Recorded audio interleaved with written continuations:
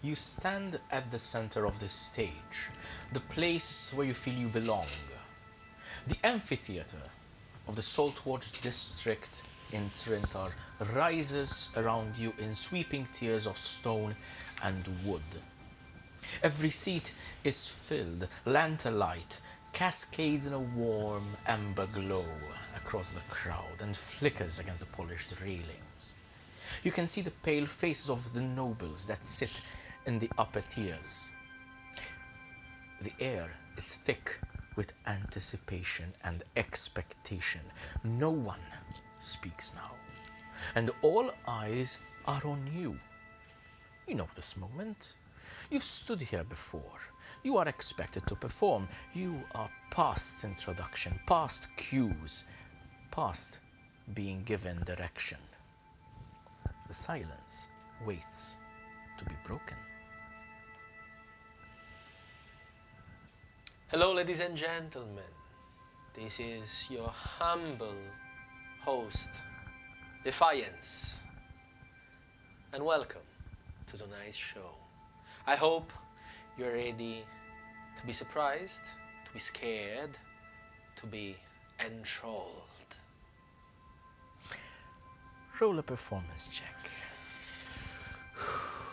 Okay, like this, out of the gate. Of course.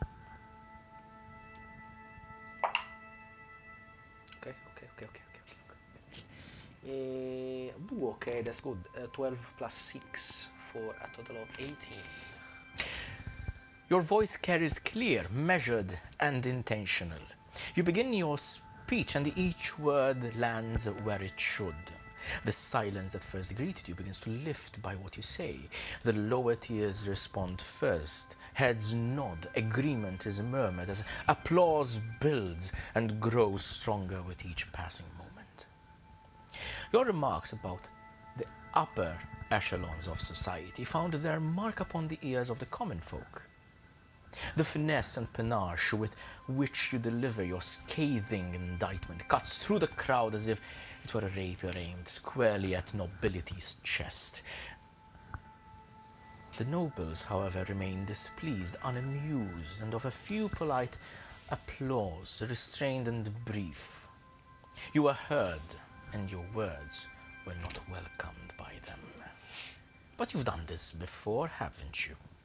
The amphitheater fades, and its stone tiers are exchanged for wooden benches and boxes. The air is different here.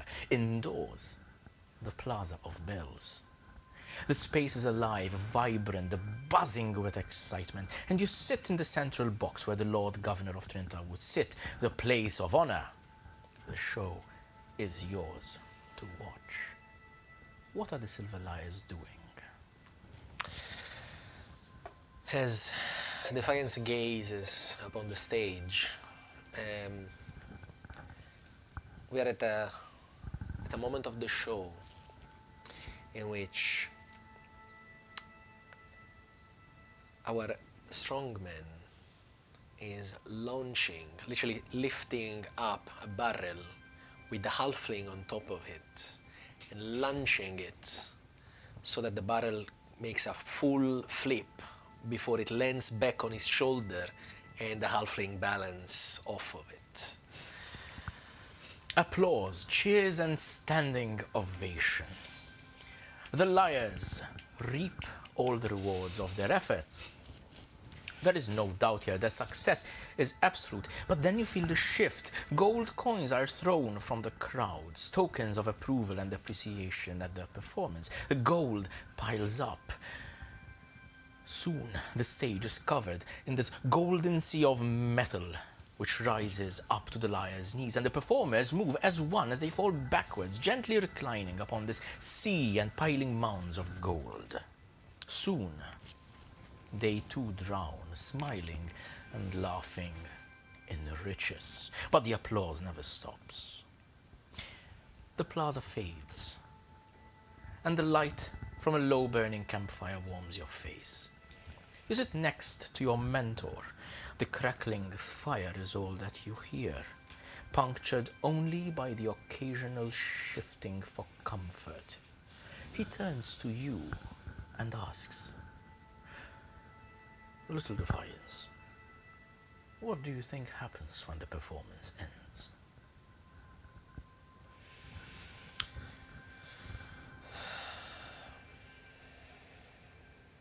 Why asking me such thing, Corvalen? You know that is my least favorite moment of the day, when the lights goes off and the gaze of the people is not upon me anymore. I stand lonely in the darkness of my room, thinking about what's next and for how long this will last. We never know how long our career will be and how satisfied people will be with what we present them. Why would you ask me such a thing? You know, it puts me in a bad mood. Corvalen opens his mouth to reply, but in a moment he freezes and then smiles, looking across the fire. As you follow his gaze, you see a man robed in white, scripts, signatures all over his attire. Blue skin and a brass metal casque obscures the top half of his face. They say nothing. They sit in silence, but Corvalen smiles. Then you begin to rouse from your sleep. Just before you open your eyes, you see a flash of an image. Kincaid Corvalen's face, twisted in anguish and agony, and you wake up in a sweat. Hello everyone, and welcome back to the Ringland Chronicles. I am your DM, Kurt, and I'm joined by this amazing cast of players. Say hello everyone. Hello. Hello everyone! Right, so episode 3. And we're still alive. You're still alive. And For now. For now. So, how are you guys feeling? Everyone okay? Yes, excited. You're markedly more energetic today. Yes, like get me in the game. Yeah. I mean, we're so excited to get into this again. I have prepared the session for you, and I think everyone's just, chomping at the bit, as the Brits say, to get into it. Yes, Right. please. Are we ready though? Yes, please. No, I mean, it's gonna be up to you. Are you ready? Because you had the cold open today. I was born ready, darling. Straight into it. Right, so before we get into the actual game, I want to say a huge thank you to our patrons who keep supporting us. Thank you very much to all our tiers, the New Geeks, Super Geeks, Mega Geeks, and Epic Geeks. If you don't know what our benefits for the Patreon are, just hop over there quickly. There'll be a link down here somewhere. You're in for a good time. Also, a lot of outtakes and bloopers that happened before the episode. So many. Just to clarify, we don't actually script the episode, so what you see is actually what happens at the table. Yep. But sometimes I need a couple of tries before I get the first line right Yep. as well. Yeah, raw. Raw. Right. Okay. So, folks, who would like to do a very quick recap about what happened in the last episode? Not Pepe. I did last time. I did last time. I'm safe. Well, we have a very great note taker over here. I will give the pleasure. Fine. I like what I see over there. Fine. I didn't even write them neatly this time, so they're just scribbles. Great. That's fine. So, okay. Where did we start? Okay. Sorry, I'm just getting used to my notes again. We started while we were talking with the two monster hunters. Yeah. The RJ Yes. Yes. Yeah. Yeah, so basically we decided to head off to the old cemetery. We knew that there would be some sort of necromancer that was apparently awakening the dead. So we headed out there. We managed, by some miracle, to distract all of the dead. Excuse me, miracle. Miracle. After a lot of Pardon planning. me. I did a couple of tries. Did take a couple of tries. Plan, Oh, sure. perfectly executed, no mistakes. Nothing. No mistakes, whatsoever. sure, Absolutely okay. not. So, yeah. Solid plan. Where were we? Yes. So we managed to distract them, and then we entered into the mausoleum, where we did find the necromancer, who was acting very ragey. Drained. Frustrated. Yes, and a bit psychotic. I had to channel my inner psycho for that. You had did a fun. good job. You had fun. We tried to send our lovely friend Defiance to talk to him, but that didn't work very well. Well, technically he went on his own. That's true, but we kind of agreed to it. We let him. We let I did him. offer. Well, hold my familiar. Well, you No, tried, actually, I you need tried. him. Actually, I need him. Then we actually did try and pretend to be, well, Lugii decided to become Etomar and fool him, but again, it didn't really work out. Not my best acting gigs. Unfortunately. But we ended up fighting him and his lovely bone friend, The amalgam. giant construct of His bone. lovely boner. I knew it was coming. Of I knew it. Of course. Okay. But still, we managed, we defeated them, and we then managed to get the lovely deep purple crystal, which I don't think I wrote the name of for some reason. The The Everglow Everglow shard. shard. Well done. Oh no, I did write it. It's on the next I page. was traumatized by it. Fair enough. And we got a few other things by looking around the room, and so far, I think we are all surviving for now. Would anyone else like to add to that recap? I remember something important that we have met for the first time our lovely familiars. My little bat Yes. Oh yes, it was the first time. called Mal, short for Malakiel. And And we've also met Borge's familiar, which is a fox named Vox. Fox. the fox. So cute. Actually, you guys can. I need to get the bat, but you can have your familiar, and I'll get you your familiar in a That's minute. fine. My familiar is invisible. So Okay. my familiar is very special. He's a Very special boy. special, he's a special boy. Special boy. Yeah, my mom says the same about me. But Yeah, but you're not a bat yet. I'm trying. Right. So, without any further ado, I think that summarized the recap very, very well. Thank you. Let's get to this episode of the Ringland Chronicles.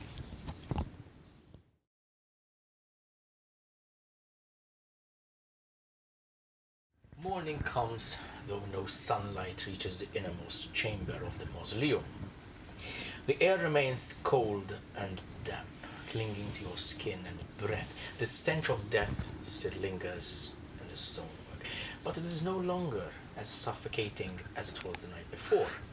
The overwhelming rot, the sourness of old blood, the thick press of necromancy, all of it has begun to recede.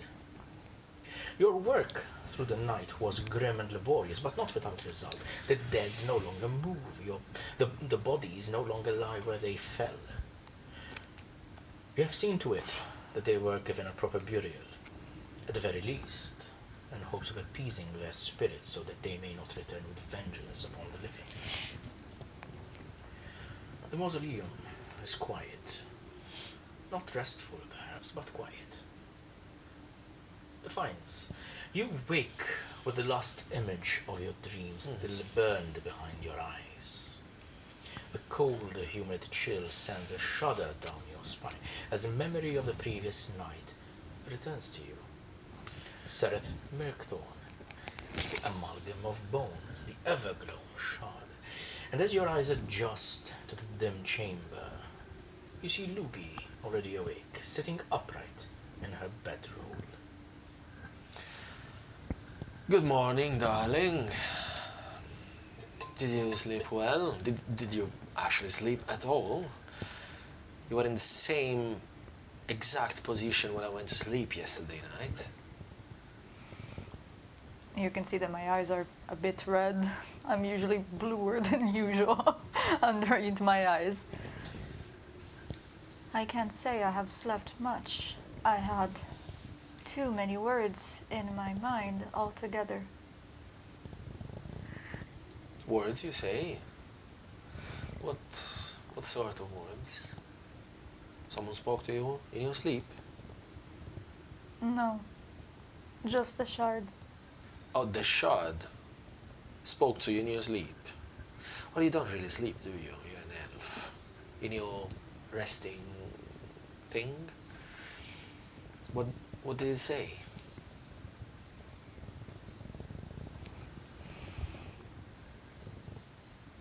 Do you like the cold? Do you enjoy the snow? Can you say winter would be pleasant to you? You're asking me? I thought that was what it asked you. No, I would say not my favorite season. I would rather, bask in the sun of summer, maybe spring, fresh air, beautiful trees. What if you never saw the sun again? Because the winter would be never ending. Oh, nice. Wow, I see you're really setting the mood for today. It's what it told me. Uh-huh.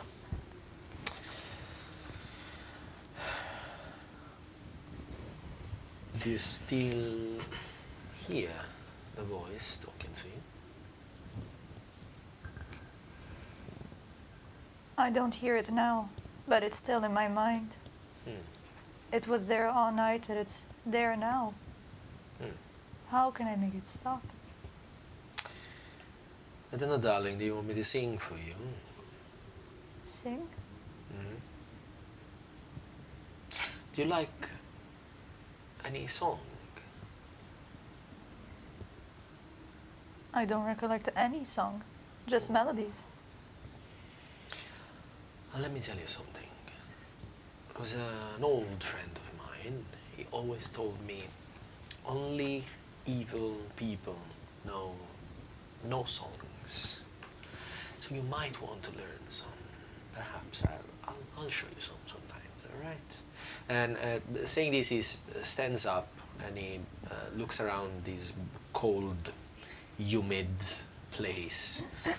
He has been sleeping on his, small mattress that he carries with him, like his sleeping bag. He leaves it on the side for now. He steps closer to Lugii. He kind of goes down on his knees to be at the high level with her. Then he puts one hand on your shoulder. He's like, I think you may, perhaps if you put some music, some songs into your life, that might help you distract from the voices in your head. Sometimes it's better to not listen at all to what they say. I find it very hard to do so, but I do agree I need something else to fog my mind instead. Can you teach me some, please? I presume we're gonna spend a few more days together, so yeah, sure, I will teach you some. What about the others? And I look at the beds where Reyna and... So, Reyna's just rousing from sleep now. You have been in your trance throughout the night, but you are aware of what is going on here. So if you'd like to completely snap out of your trance... Yes. So as soon as he automatically calls for everyone else, I finish my trance. I'm out, and I get up. I'm here. I'm awake.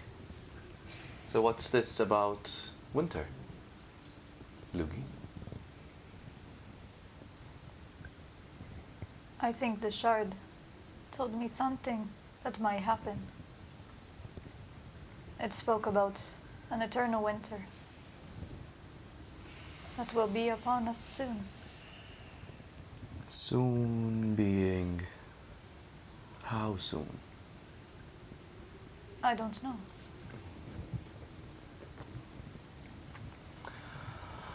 Well then. Just gotten past winter, darling. Do not worry. Spring is approaching, so... And maybe, summer soon. Maybe next year.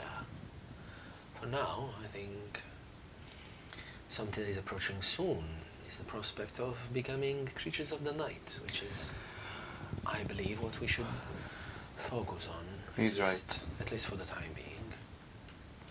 And I don't think we have much time to waste. I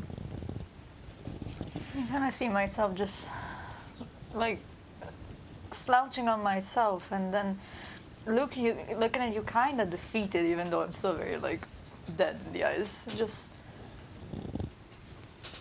How can I deal with so many thoughts in my head? How do you do it every day? Aren't you scared? I'm never scared. Do not worry, everything will be okay. Everything will be fine. We'll find a way. There's always a way. And if you don't find it? Well, we'll make one.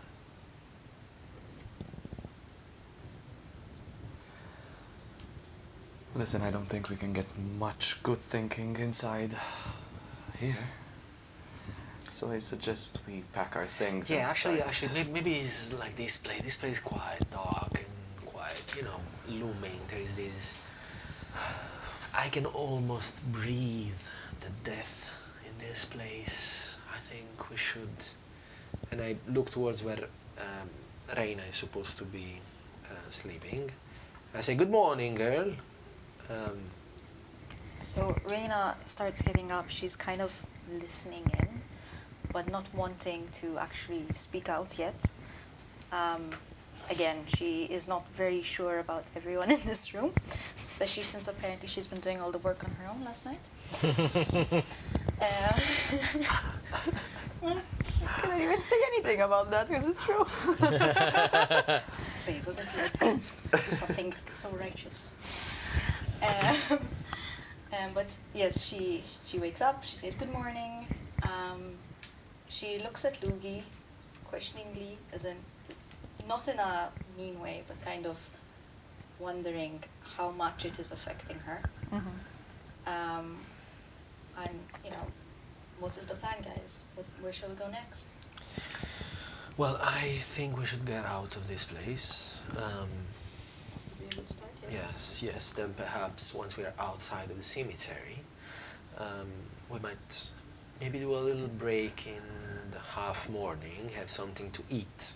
Because I would rather not eat in this place. I'm afraid that if I take out my food in this place, it might rot in front of my very eyes. I agree so with perhaps we may walk a little bit, maybe a couple of hours, then we have a late breakfast along the way.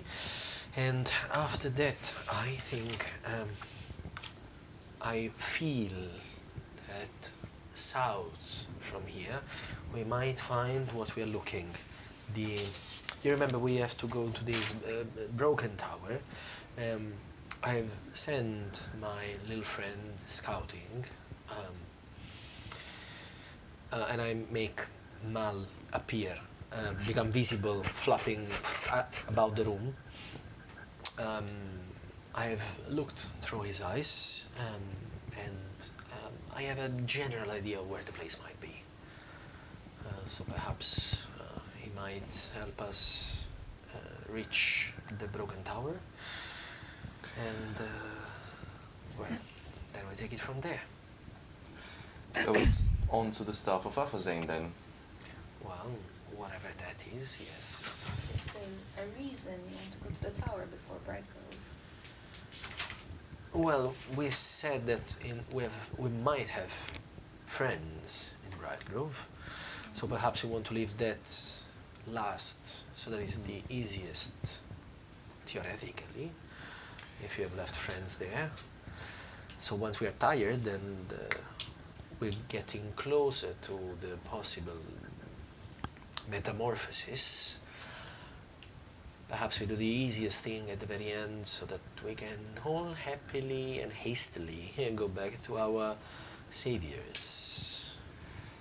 Yes, I do tend to agree that the heavy work should be lifted off as soon as we can. Saviors.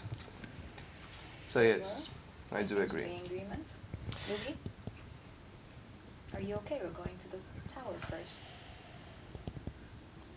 So long we get rid of this thought. Yes. A good walk can help you. But I do miss our friends. I hope they're still there. Our friends?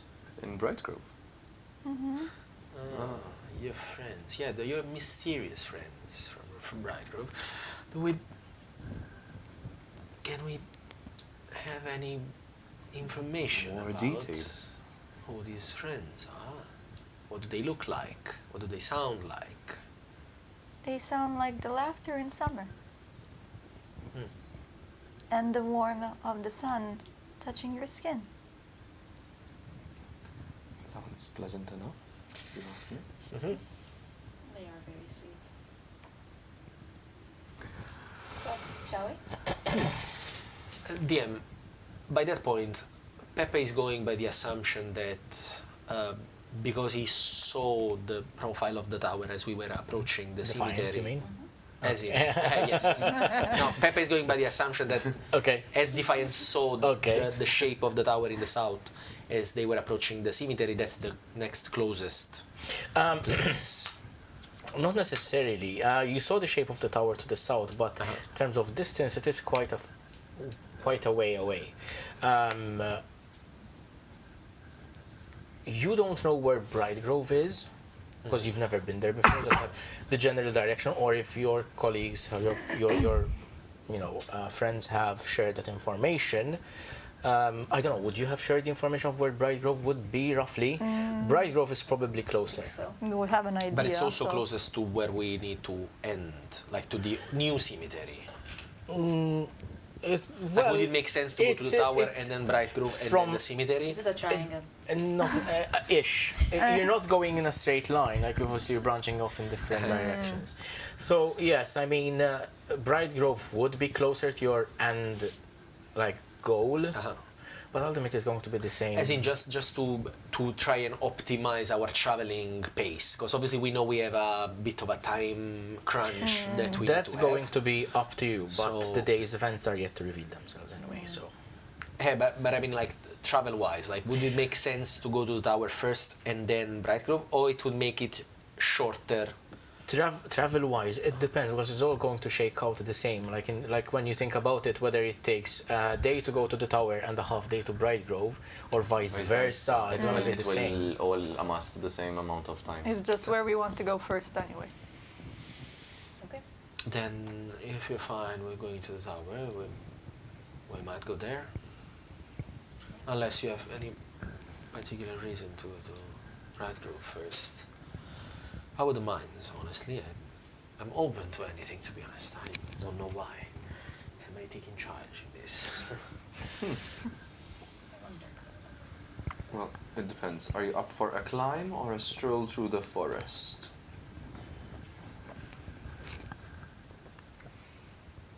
I am more concerned about the wizard that might still be at the tower. Have any of you fought or dealt with a wizard before? Well, Well, I mean, I believe the gentleman that we fought yesterday night might be some sort of wizard. close enough. Crazy one. Clearly. So, hopefully there is not another crazy one in the tower. By the way, the tower looked quite... Ruined. Yes. Even though there seems to be some sort of enchantment holding it together. As in, part of the tower is... Mm-hmm. But it's suspended in the air. It has been described as being ruined for quite some time now. Unfortunately, Amon and his colleague have not ventured through and inside, so it will be quite a surprise for us as well. That is true. Well, Okay. Shall we? I believe so. Defiance, Yes. can you sing the song while we travel? Of course. Of course. Thank you. Defiance will, once we get ready and pick up everything, Defiance will pick up the Hellbox stuff, and I will use thaumaturgy to change my voice, but not just to amplify it. I want to try and direct it. I actually want to like contain the sound and direct it towards, let's say Lugii, but towards the group. Yeah. Not to make it. I don't want like a booming kind of thing. Like I want like a more It's like in a bubble kind of thing. Yeah. sort of. Okay. So that's perhaps I can take her mind off. For whatever the she sake of does. it, why don't you roll a performance check? Sure. Do I get advantage because I'm Yes, using of the course you airbox do. stuff? That's course you nice. That's nice. Then I'm gonna roll the bard one. The bad one performed. Performance, you said? Yes, So please. 18 on the die plus 6, so 24. Nice. Thanks to Defiance, you all get inspiration. Hey, thank you. Why get inspiration? Yes, of course. That's a valid question, but yes. Listen, that's how the bardic inspiration works. I can literally give it to anyone apart from myself. So that's how Unless you look in the mirror. you're You gonna can do do great it. today. You can do it. You are important. You will go in and ask for that promotion. Slay them. Right. You leave the graveyard behind and press deeper into Brightcurse Forest. However, the forest feels different. Not safe, not cleansed, but changed. The air no longer feels quite so muted. The trees are still crowd close, but the shadows that linger beneath the roots and the branches have begun to weaken, recede. Somewhere in the distance, even birds begin to call through the canopy. Whatever dark things still lurk here started to lose the grip on the forest. However, as you step out into the sun, you notice a change within yourselves as well. Despite having rested for the rest of the night, you feel tired. You feel weakened. Whether it is the Evergloam shard, or whether it is your savior's curse being transferred to you. Nice. You start feeling tired. That catacomb floor was pretty tough to sleep on, to be honest. Does anyone's body feel heavy? That was from all the work I did. Yes, you wanted to get rid of all the undead. Thank you very much for that. Just saying, could have had the help. But you're all feeling this. It's not just me. Yeah. It's as if I've never rested a day in my life. I mean, to be honest, we've gone through a couple of very stressful days. I think this is just normal, you know, it's just we're stressed out, we are tired, we've been traveling and fighting undead creatures for the last, 3 days? 2 days. Wow, time really slowing down. And we have We're gonna how be much fine. left? We're gonna be fine. We got 3 more days left. 2 are gone. DM, I have a Please. question. I don't mean to go back in time, but there was That's fine. something that I wanted to do before we leave the crypt, the mausoleum. Yep. First of all, I want to make sure that we got the letter that we Yes. collected from the necromancer. I believe you were carrying it. Okay. And second, just before we leave, Defiance would like to go on the altar where the crystal was, where the shard was. And he would like to pass his hand on the stone and leave his little symbol Okay. over there. Sure. Like Defiance has been here. Okay. Cool. I will allow it. D was here. Yeah, literally.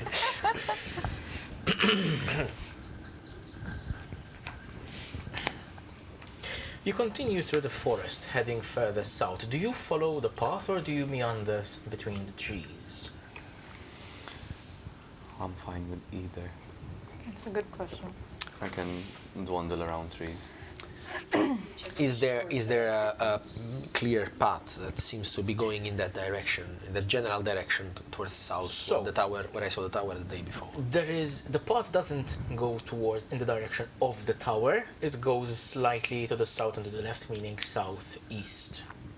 While the tower is further southwest-ish. So you're going still moving south if you follow the path. But there might be a bit of a delay. You in would the still path. yes. So probably we will probably follow the road until it's convenient to, Okay. and then as soon as the road starts So going that is your towards intention. east, Very well. we start.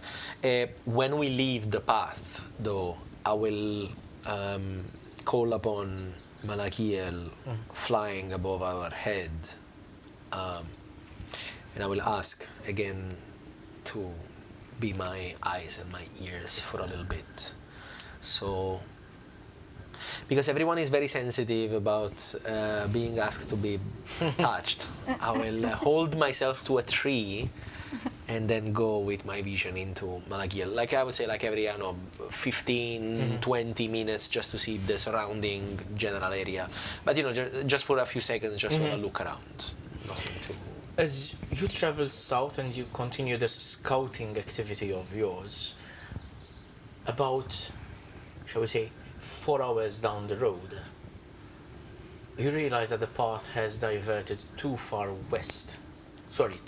east, while your tower lies in the opposite direction. However, you notice here from Malakiel's sight is that the edge of the forest to the east is getting closer and closer. Okay. What lies beyond it? You cannot quite say. But on the distant horizon, you spy from Malakiel's eyes the endless ocean that surrounds the continent of Yukabai.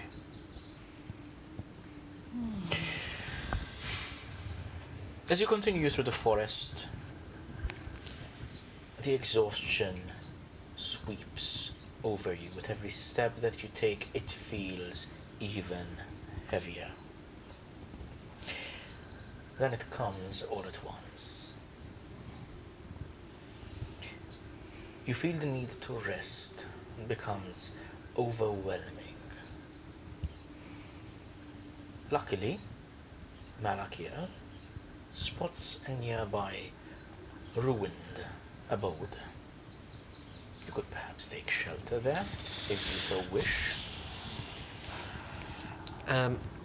First and foremost, when this feeling of tiredness comes, looms over me,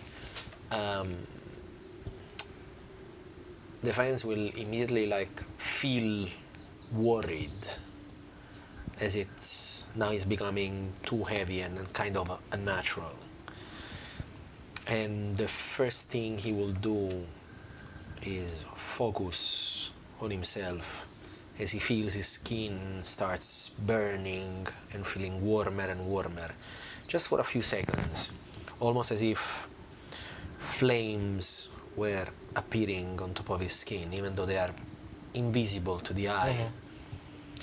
And I will cast Force Life on my first self to give me the temporary HP. And after which I will come back into vision. And I will say, I have spotted a clearing before the end of the forest. Perhaps we should take that little break that we said and have something to eat, something to drink. I do actually feel quite hungry. While you address the rest of your party, you notice on their faces, all of them start to have bluing under the eyes. The exhaustion is becoming very, shall we say, tangible. You see Lugii stumbling a bit, In fact,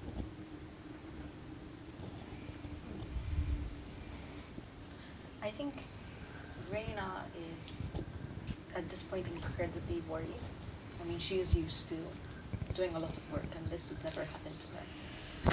And I think she's actually going to use her wand of magic detection to try to figure out if there's something that is affecting us. You use your wand, and within 30 feet of yourself, which is the space of this magic, the space of the spell, you do not find any particular source of magic. There isn't a pervading enchantment on the forest that seems to be draining you of your powers. You do feel the respective magics coming from each of your party members. You feel this kind of like this dreaded magic coming from the bag of holding which Lugii is carrying, where the shard is. You felt it yesterday as well. But you do not find any source of magic which could be causing this exhaustion. I do wonder if it's a side effect or part of our transitioning. Well, at least I'm glad that you stopped blaming the work you did yesterday night. I feel so cold. Maybe we should rest. Are you okay with continuing carrying the crystal? I don't think anyone else should touch it. Do you think it's this aura that's harming us?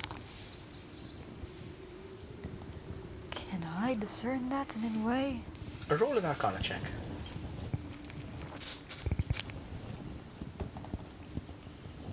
17 That's total. nice. Sorry, 17? 17 total, yes. You certainly feel there's a certain element of the Evergloam shard that seems to be sapping kind of like the life out of everything around it, but this relatively sudden level of exhaustion is beyond. Also, you have to kind of wonder if this shard is doing this, why didn't it do the same thing to Exactly. Seraph Merkthorn? That's what I was thinking. In its presence for quite a long time. So what you can assume, at least from the very brief kind of moment of thought, is while the shard may be affecting, this seems to be something deeper. So I turn and I say, I think it might affect us in a certain way, but if it had this kind of power to drain life all of a sudden, how come the necromancer wasn't affected from it? I think we are turning into something else. Yes, which is one more reason to take a little break, restore ourselves, and continue our merry way. I don't want to turn into anything else. I'm fine with what I am. It took me quite a while to accept it. I don't want to accept to be to become something different than what I am already. Yes, and does anyone recall the symptoms Amon told us? Because I do not remember this being one of them. I don't think he has told us any symptom, to be honest. From what I can recall, vampires are like dead things, so we might just be slowly dying. Great. Also, they feed on the blood of people, so perhaps we are starving. Yes, for a proper meal. And I look at you worryingly, like, I don't like. That was a joke, darling. Do not listen to him. Oh, yeah. We're not going to offer our blood to ourselves, right? I don't think we are at that stage yet. Okay. Perhaps. We don't know. Okay. But let's So, hope. shouldn't we have some sort of understanding if things happen quicker than we expect them to? Well, I mean, we're halfway through it, so I'm not gonna say that I was expecting something to happen, but eventually this was gonna get to us. But what if we won't be next to Aemon if we transition? What if we're, still on our way there? Well, I'd rather be dead than a vampire, so I trust if I turn first, I'm eliminated immediately. Unless, of course, there are other ways of which I do not discern myself. No, I cannot die just yet. No. I have, no. Hey, listen. The guy told us we're 5 days. Until the 5th day, nobody's gonna kill anyone, okay? We're gonna do as we've been told. We're gonna follow the instruction of the professional monster hunter. And we're gonna hope that everything goes well. And if it doesn't, well, fuck it. We'll see what we'll have to do. We'll improvise. Listen, we're saying a lot of things and we're on the verge of collapse. I, for one, am feeling incredibly tired. Can we please speak inside?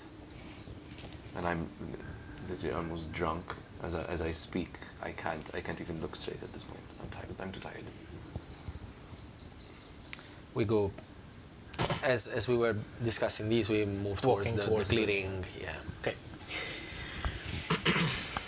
You come out into the clearing and you notice this used to be some sort of home for perhaps a forester that used to live here. There is no sign of an inhabitants at this point. The roof has fallen in. Also, there is a structure in the clearing. Okay. It's the house I'm describing essentially.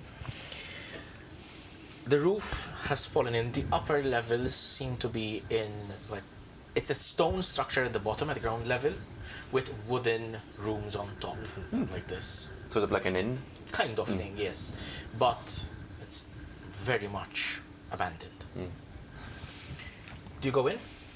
I'm assuming you do to rest? Yes. The door is open, by the way. The door is just been left open. The air within is stale. It's heavy with damp stone, old dust. The shadows cling to the corners and they seem a little bit deeper than they should be. Then, Defiance. You feel Malachiel shift. Not physically at first, but through that familiar thread between you, something has caught his attention. You feel him bristle, tense and recoil, as though some foul scent passed beneath his nose. In your mind, you hear him hiss.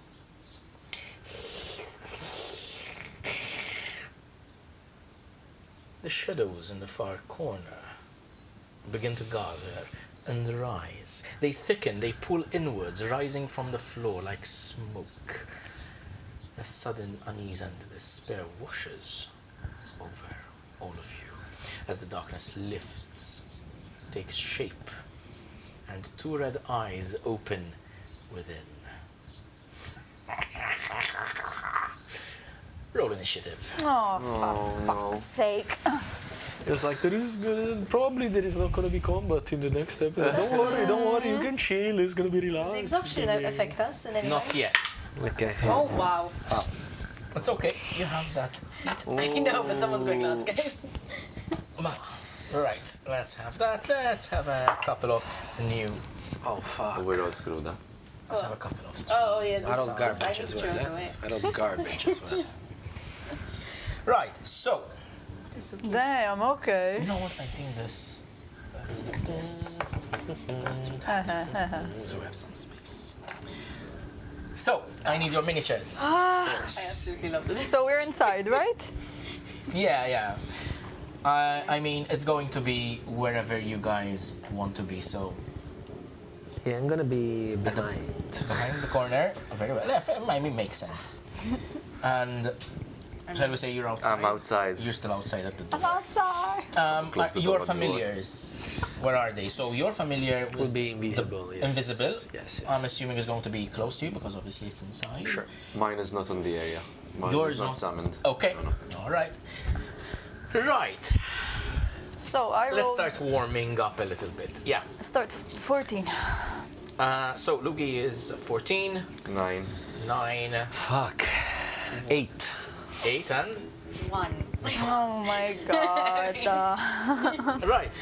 So the creature. Wait, are we switching? I think I will give mine to her. Okay, so you are 1 Yeah. and 14. I'm okay being last. Reyna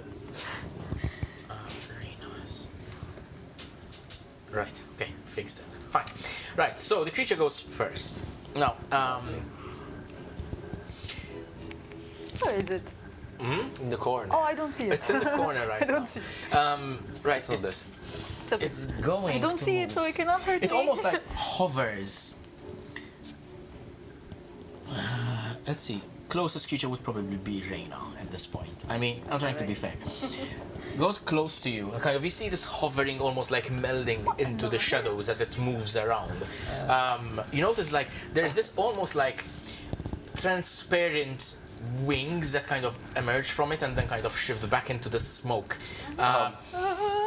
It's going to attack you. What the hell? 7. What the hell?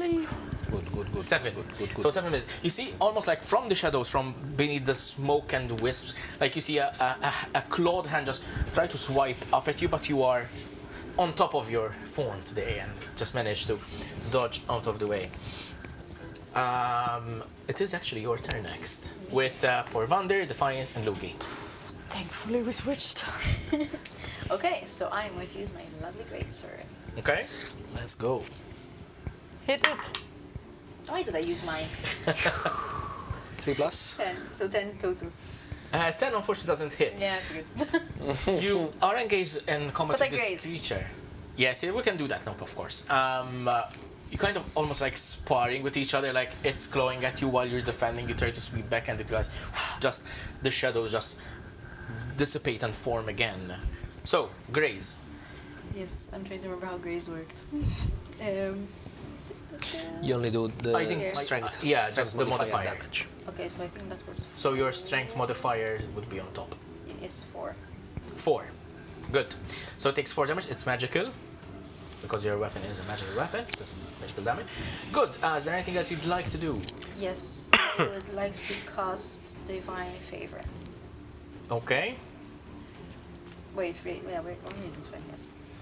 Divine Favor. Yes. Okay. Obviously it's going to take effect now. You can, like, next It round. doesn't Yes, matter. yes, It of doesn't course, I matter if she missed didn't hit. anyway, so- That only works if she hits, Exactly. not if she deals damage. Graze doesn't count. Yeah, but like... Next No, round. I'm saying this, so try to remember to cast it first. So in case you hit, you deal damage with it. Yeah, That's my no, point. in hindsight, yes. That's fine. Until you get used to it. Porvander! Okay. He's gonna close the door. I'm just gonna hide. Fuck this shit. See ya, guys. Do we know what we're up against? Roll a religion check. Good idea, actually. With advantage for you, actually. Okay. Come on. Okay, again. Throw one more time? Because it's advantage. Okay. Good. 18 total. Nice. You don't know what the creature is called. Like, you're not specifically familiar with this type of creature. You are familiar with its kind. Oh shit. Yeah. Okay. Okay. At the end of combat, if you survive, you will have a tidbit of information to share if you would like. So, Alright. your turn. Alright. So I'm going to start with the. There's no going back with this. I'm going to start with Guiding Bolt. Okay. Okay, so that's 14 plus 6 to hit. It definitely hits. Okay, so we're going with the level 2 Guiding Bolt, so I have 5d6. Damn, okay, we're angry at it. 4, 5, 9, 12, 16. Nice. 16 points of damage. 16 points of damage. Radiant damage. And So it takes twice. Nice. Nice. That's 32 points of radiant damage. Whoa. Nice. Whoa. As this bolt of... Okay, let me just for the sake of it, just move you slightly over here so we have line of sight, okay? Exactly. Just for it to be... Like, you move 5 feet. You move to the side to dodge into the doorway. You charge up your bolt of radiant energy, and as you shoot it, you hit it squarely. As the light from your magical attack kind of travels, you can see the shadows almost like dissipating as it hits the main form of its like corporeal part. As it bursts, you can see this shower of shadow almost like flickering into like this golden radiant energy. yeah. As soon as I do that, I will. Everyone will see something like they haven't seen in Porgy, and was I said I'm tired. Cool. And that's not all. I go into my starry form. Okay. He's angry. I go into my starry form, and I do my bonus action, which is the luminous arrow. So while you roll for that, all your joints become almost like bright stars, with like joining into them, like as if it were a constellation, like showing the rest of your body as like interconnected lines between stars. You draw this cosmic bow, and you shoot this arrow. And that's 4 plus 6 at 10. That unfortunately doesn't hit, as the arrow just passes through this wisp of shadow. But you did quite a lot of damage. So, is that the end of your turn, or would you like to move further? Actually, no, I'll stay there. Okay, so Defiance, you're next with Lugii on deck. DM, I have a question. Please, go ahead. Now that he has thrown this huge bolt of radiant light at the creature, does it seem the creature suffers particularly? As in, would Defiance understand that is particularly effective? Yes. Okay. You would. Then he would, instead of the usual attack that he does with his purplish force flames, he will actually put the hellbox stuff in front of him, and he would like shout through the microphone as the blast is not sound but radiant light, as like a starry wisp. Go ahead. To the creature. I have advantage, right? Because of guiding bolt. If it's an attack, yes. Yes, it's an attack roll. Actually, you should have gotten the advantage on the arrows, but That's true. But if you want, I'll let you re-roll it, just for now. You want to? No, it's okay. Mala, you get the Okay. advantage. I hope I hit now. I feel Yeah, the but responsibility. Stars. Come on. Okay, that's that. Hold on. It's a 14 to hit. 14 meets it and beats it. Ooh. Okay. 8. I rolled 8 with advantage. 8 plus 6. So it's a 1d8 radiant. That's 6 radiant. So that's 12 points of radiant damage. 12 points of radiant damage. On a hit, the targets take 1d8 radiant damage, and until the end of your next turn, it emits dim light in a 10-foot radius and can't benefit from the invisible condition, just in case. You see its form almost like shifting, trying to disperse, but then recoalescing immediately. It's having difficulty trying to maintain its form and kind of hide away in the shadows as it's been doing. Lugii, that's the end of your turn, correct? Sorry, would you like to move? I would like I mean, you're to... kind of boxed in the corner, but you can move past Malakiel if you want. Yeah. No, actually, I would like to send Malakiel behind the creature. Very well. And use the help action for whoever next is gonna attack it. So, Very if well. anyone attacks, So that would be. it's gonna have advantage. Either you or Reyna. Yeah. Right. And that's... I will stay where I am. Perfect. Right. Okay. So there's nothing radiant about me. I can only try and keep it where it is, so I'll try to like freeze it in place with Ray of Frost. Okay, roll to hit. So- You get advantage because of the help action. Amazing. That's 13 and 8, so it's 13 plus 7. Definitely hits. Roll for damage. Right, so it's 1d8. Come on. 7. Ooh, nice. Nice. So 7 points of frost damage, correct? Yes. So, as you shoot this ray of frost towards it, you notice that it impacts, but it almost like goes through its form. You notice cold isn't as effective against it. Shit. But you still manage to hit it, and it does slow down by 10 feet, I believe. Yes. Yeah. Good. However, that brings us to the top of the round, if that is the end of your turn. Yeah, I mean, there's a table over there, I can't really move. Can I? As a bonus action, you can imbibe a potion if you have anything. I have, but I don't think they're useful now. Okay, So well, I will stay where I am. very well. So, the creature takes its turn with Reyna up on deck. The creature, seeing it's in a very difficult position at this point, it is going to try and claw at Reyna. Right, let's claw at Reyna. Yeah. That's 17 to hit. Yep. 17 hits. Yeah. Okay.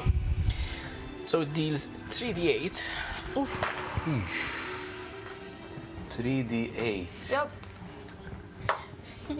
A very 17 points of psychic damage. psychic. That's Okay. insane, okay. Psychic. 17 points of psychic damage as the claws impact your armor and dig underneath the plates and in between the chain. You can feel it.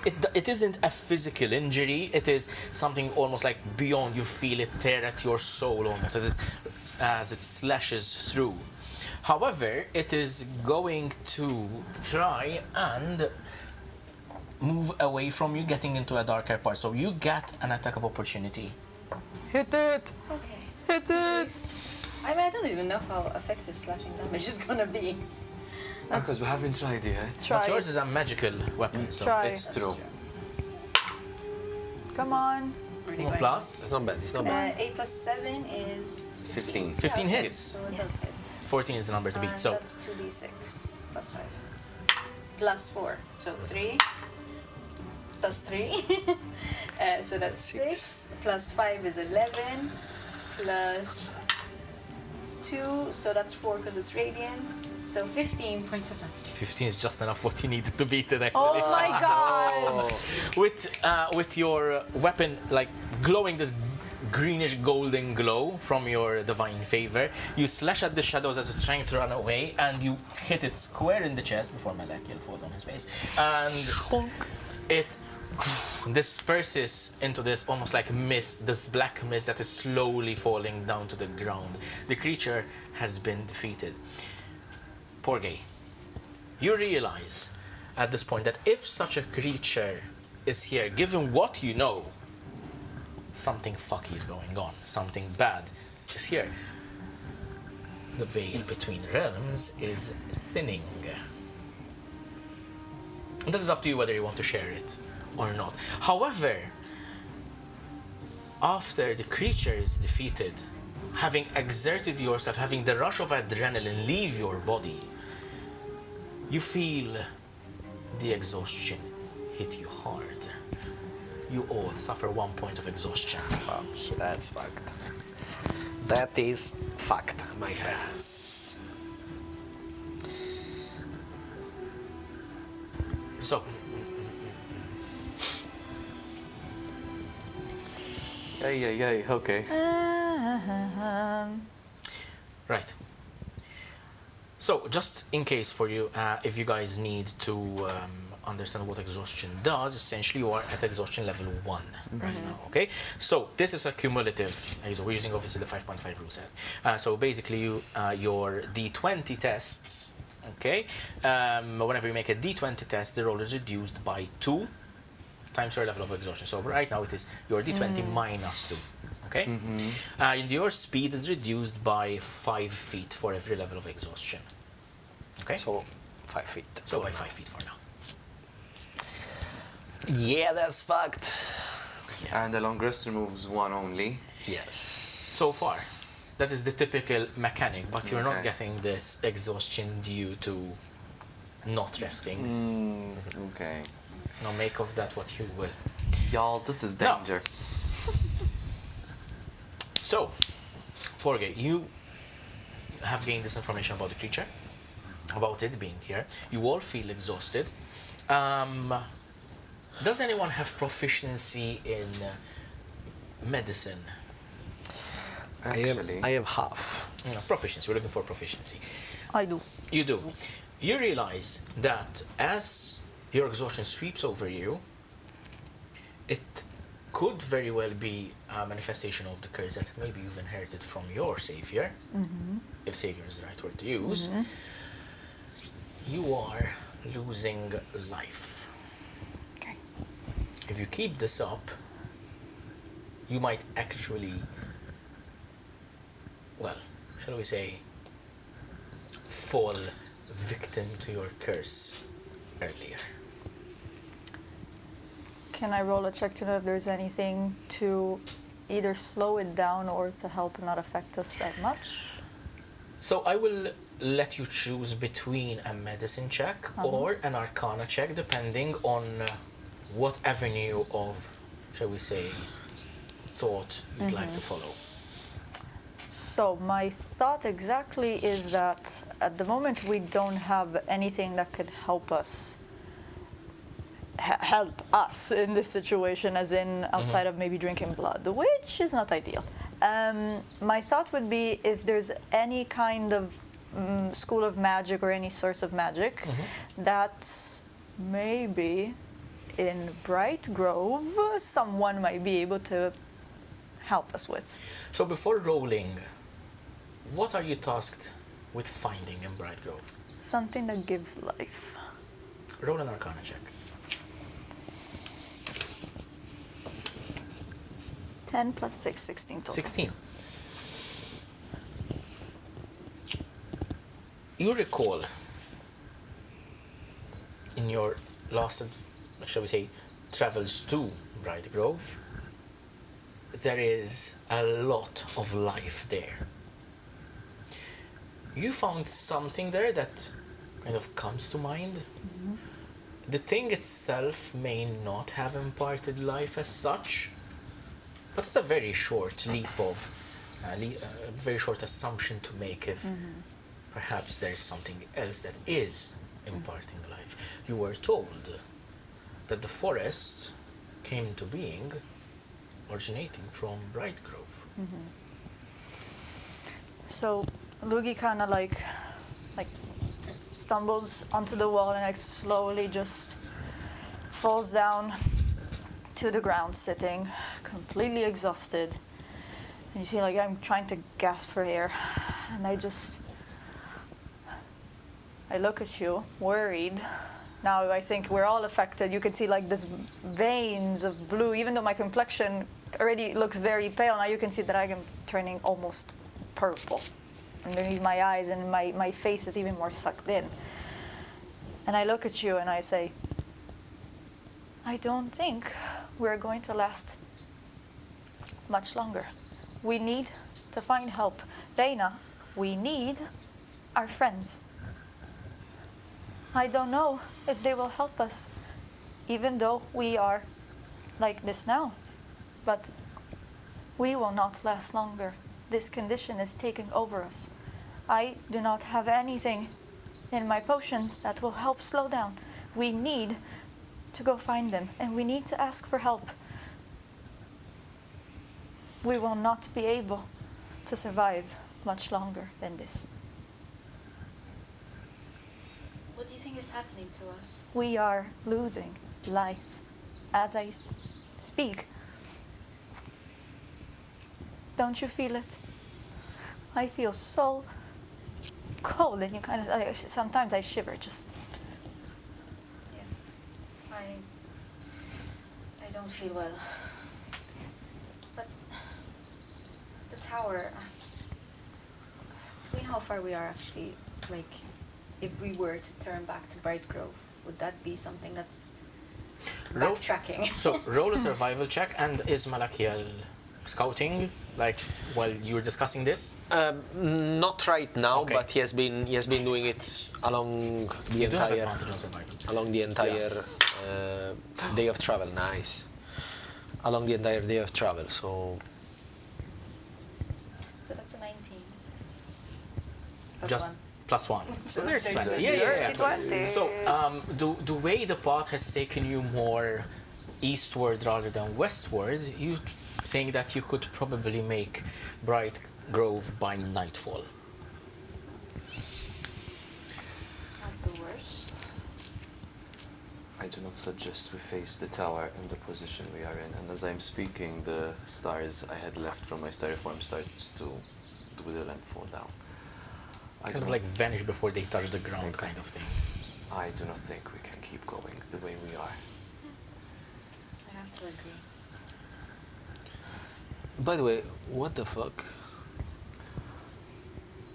What was that thing? Friends, I have to explain that what we just saw right now is nothing. Let's just say it was beyond our control. That is the product of the Veil's destruction.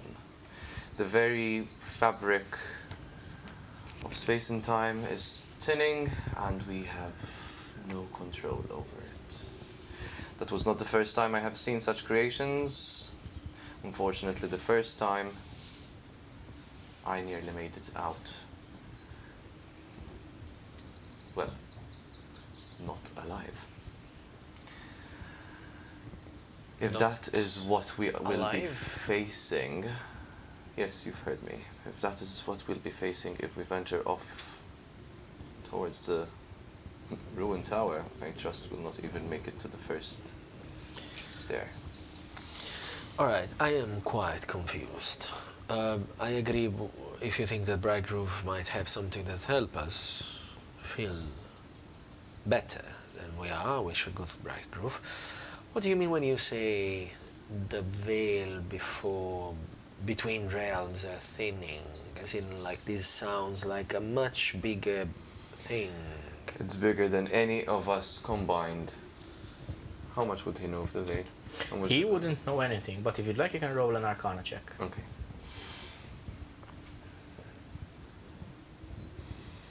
18. 18. So what you've said is what you know, Mm-hmm. right?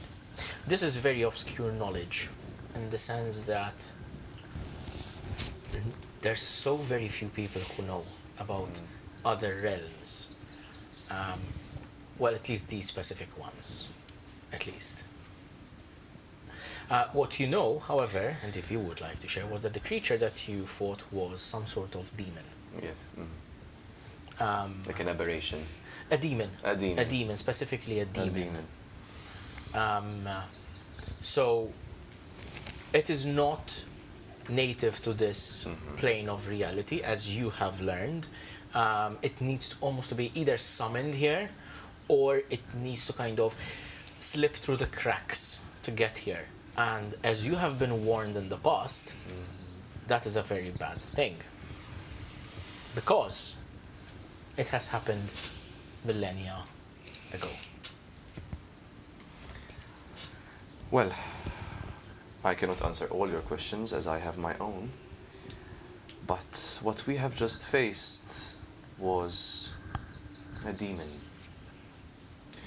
And not any kind of demon. This demon does not apparate itself on this plane of existence. No, it has slipped, or it was summoned here. From where? I do not know, and it terrifies me. This is not something to jest or joke.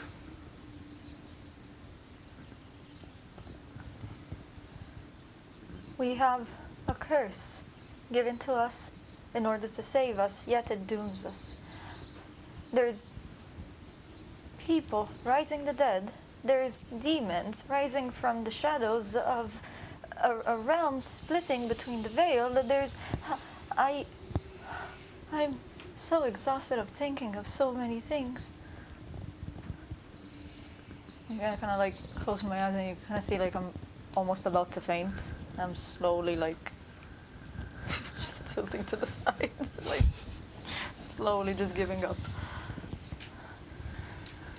I'm not sure I can go on in this state. I'm not sure if resting will help, but it feels like the only thing I can do right now. Defiance. Yes, darling. Any words of wisdom before we give up? I have no wisdom for you, my friend. You're the wise one. I think we should face one thing at a time. I don't think we are nearly in any position to deal with whatever this thing was. Trust that is true. We should leave it to the side for now and just go to the fucking Brightcurse, get ourselves back together, and then go to the fucking tower. Once we have got rid of this thing from our body, perhaps we may look into anything more than that. I don't feel we are at the capacity of dealing with anything more. Any points towards Lugii on the floor. Yeah, she's almost like on the ground. Yeah, in a fetal position. Yes, yes. Just her eyes like dead stare, like why? I also think we should not perhaps plan too much ahead, because we don't know what the fuck we're dealing with. We should not overbear our more sensitive friends with thoughts of disastrous events, of thinning of veils and collision of realities. Would you rather have I hid this information No. from you? That is not what I'm saying. Please do not be so defensive. I'm just trying to make the best of a fucked up, shitty situation. It's fine. We're all very tired. And Lugii, darling, do you need... Sorry? We are leaving a lot of trust in these events we'll be hearing from in Bright Grove. Yes, so I think it's time for us to unveil who these friends are and what they can do. So, Lugii, darling, do you need help to stand up? Any offers? Yeah, like, you know, very faintly just, and you feel like that she's very, very cold. Like, very cold. Defiance is by default Quite warm. very warm. Yeah. So it takes her hands like this and kind of tries like to transfer a You little can bit kind of of... see, like, I notice it, and then it's almost the like I'm words. bringing it to my face, almost like, and I just slowly ease into it. You are so warm. Yeah, You're like the sun. if you touch the tip of my horns is the hottest part of my body. It's true. It is true. It is quite warm. For the sake of the funsies, she's just going to reach in. It is the temperature, like from the skull to the tip of the horns is way hotter. Like it goes hotter and hotter and hotter. It's a heated So that kind of like, yeah. like, I don't know. what are you? I don't think I've ever asked. Wow, that's a good question. Not sure. I've heard the ocean priests calling me a tiefling. I've never seen anyone who actually looks like me. They said there are others in Yukabai. I've never met one. It's okay. Yeah. Sometimes I don't even know who I am. But I don't think it defines who you are. You are Defiance, and you are warm, and you're helping me. So thank you. I'm glad to be of help. There's a bunch of people who might disagree with you, but I don't think glad it helps. looks matter when you do the right thing. Mm-hmm.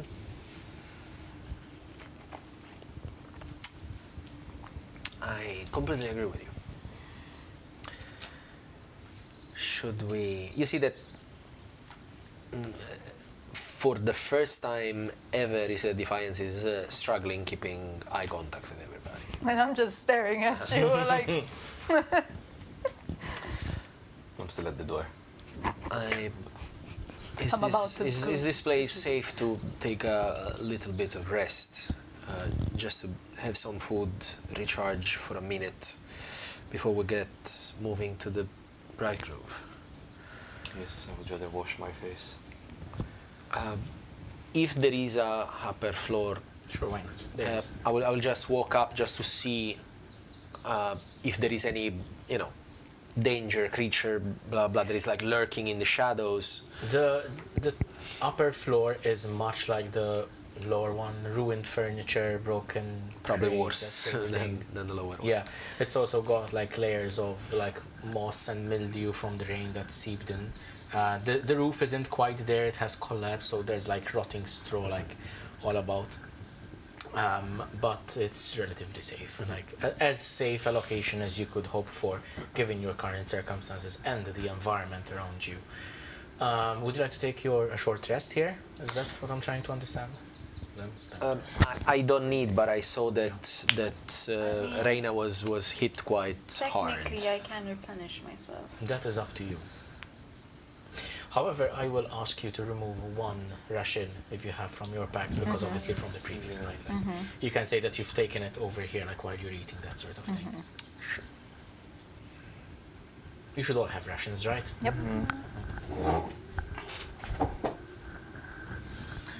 May I ask, is there any way I can see my reflection inside this building? So inside the building, not particularly. But if you'd like to venture outside, like, and maybe roam for a bit, I'm sure you could find like some sort of small puddle.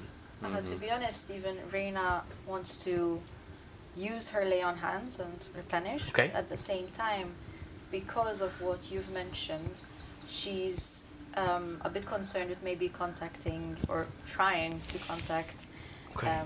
What's his name again? My gosh. Bad You memory. mean your god, not your Yes. Something with E. No, with N. Nualaris. Yes. Jesus, just hit me when she Very said it. Noise. Yes. Just to figure out if this whole thinning of the veil and all that, if there's something that he could tell me about it, or if he's even aware of this. Let's start with Porgy first. So, are you going to walk around and see if you can find a pond, kind of like a small Yes, puddle at or least whatever? they're clean. You managed to find a relatively still pool of water, which is not typically good news because obviously, like, diseases, flies, mosquitoes, that sort of thing. But while you kind of waft them away, kind of you notice that the surface is still, and there is a level of reflection that, disturbed a little bit by the breeze as it kind of like ripples a little bit. But you managed to behold yourself. So I fall nearly face first into the It smells. puddle. It smells. It smells. Is it clean Yes. enough that I can see my reflection? No, you can see your reflection, but it's stagnant water. It's so sad because I was debating whether to get ready a spell today where I can clear water and food, and it's like, sorry, Would have been nice. Oh, well. It's okay. So as I look into my reflection, automatically after I smell the water, I refrain from cleaning Yeah. myself with it. But as soon as I push myself over the water, I start to see something going on with my right eye. What's going on with your right eye? So basically, my right eye is, and this could be a symptom of my exhaustion right now, that it's shifting between having its white background into a purple, black, white, purple, Okay. black, white, purple, black, white, and it's literally, it's almost like it's everywhere but inside my socket right now. Okay. And while I open my eyes and I close my eyes, I feel nothing except that it's only visually occurring. And as soon as I focus a bit and close my eyes, and then we're back. It's normal. It's as if nothing happened. and you were taking notes of me not having So dark vision. How about this? He's not there for Yeah. this. Emma, what the Nobody's. frick? Actually, I'm so frustrated right now because what I wanted to say before, and obviously we can say that this happened after. When I see that people is outside of the building as well, I'm going to send Mal to hang from the tree over there, upside down. Yeah. Just invisible. Yeah. Just so he can keep an eye on the the area. surroundings, yeah. But we can Yeah. say that he was with Yeah, it me when happens often. this happened. While this goes on, Porgy, something kind of burns at the back of your mind. You know what I'm talking about. A certain red star. Good. Reyna, so, are you going to try and commune with your deity somewhere outside? Yes. What's going on? I want to be surrounded by nature. Okay, you walk behind the hovel essentially, and you find a space surrounded by 4 trees and a bunch of bushes and shrubs all around, and you manage to sit yourself on a low stone as you try to concentrate inwards. What would you like to say to your deity? Okay. So we have come across a sort of demon who seems to signify the thinning of the veil. Do you know about this? Is your realm affected? Roll a religion check. Let's see what kind of reply you might get. I don't think I am. No, I'm not. No? What am I doing too? Very good. 4. Clearly sense. See if you want to use your. I do have Oh, two. you- I want to you use my have it. heroic Yeah, yeah. actually. Yeah, I I have heroic. inspiration. And I have heroic inspiration as well. I'm just stupid today. Very good. 9.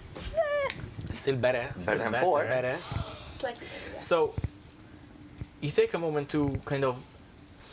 How, do you say them out loud? Do you think them? What do you do?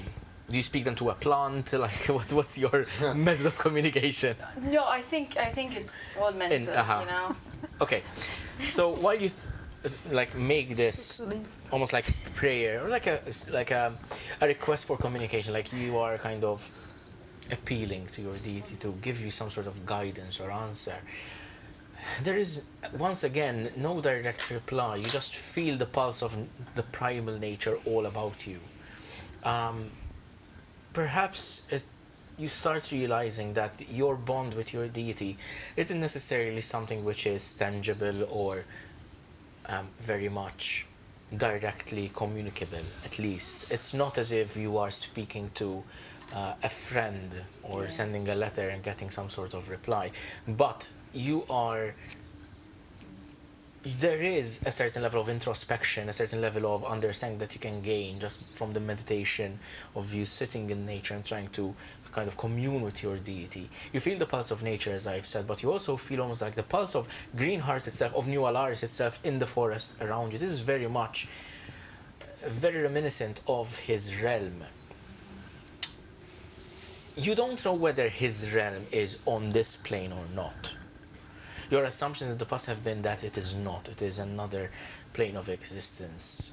You do not quite understand the magic or the physics behind it, or how this works or it doesn't, whether it is a dream or whether it is like your spirit leaving your body to communicate with him, or whether you physically have been to his realm. But there was a level of shall we say, tangibility to the realm before. From this you can probably extrapolate that if there is a realm for New Alaris, which you know is Greenheart, perhaps there is a realm for demons, perhaps there is a realm for, I don't know, elven creatures, maybe there is a realm for whatever kind of creature Defiance is. It is not a stretch of the imagination, but you're very much wading in a pool that you don't know how deep it is. And you're very well aware of it. And I think your wisdom would ask you to be cautious about treading these waters, because while it may be shallow now, it can get very deep very quickly. Okay. I think I would kind of be disappointed at the same time. Like, should have read the terms and conditions. It is natural to feel disappointed at appealing to your deity and not getting a direct reply from it. But That's understandable. would you expect nature to talk to you? Would you expect the trees to communicate back? Would you expect this primal energy, this primal existence, this primal manifestation of nature to be even, shall we say, should it even care about mortals like you or your friends? You are dealing with the actual embodiment, the manifestation of what creates nature, the primal energies that created the forest that you are in, the land that you step on. Would you assume that it even cares for something like that? Or are you just part of this infinite cycles that begins and ends and begins and ends ad infinitum? I mean, it is my understanding that although it is primal and very powerful, at the same time it would somewhat care if things are out of balance, I suppose. But Isn't that why you are here? yes. Now, You look quite collected in your thoughts. it kind of this sudden kind of you're broken from your meditation and your reverie by Defiance approaching. Defiance is just sitting in a corner, quite exhausted as well. But he lifts his head after looking through the eyes of Malachiel and says, "Is there something that is tormenting you?" Everything has happened. That's the question you ask. Of course, Well, things are I mean, tormenting me. Yeah, I mean something specific. Seem Our impending doom. Yes, well. definitely that. In the All right. meantime, by the way, I want to heal up because Yeah, of course, you I'm may not use looking your good. lay on hands. Of course. In the meantime, since I rolled them before we started, but Yeah. I know it's a short rest, I cannot do so, but can I say that I'm finishing up the potions, the elixirs that I managed? So you see, like, I'm in the same corner because I couldn't literally move more than that, and I'm like, managing my tools and my little vials, just almost like trembling, like getting the small drops.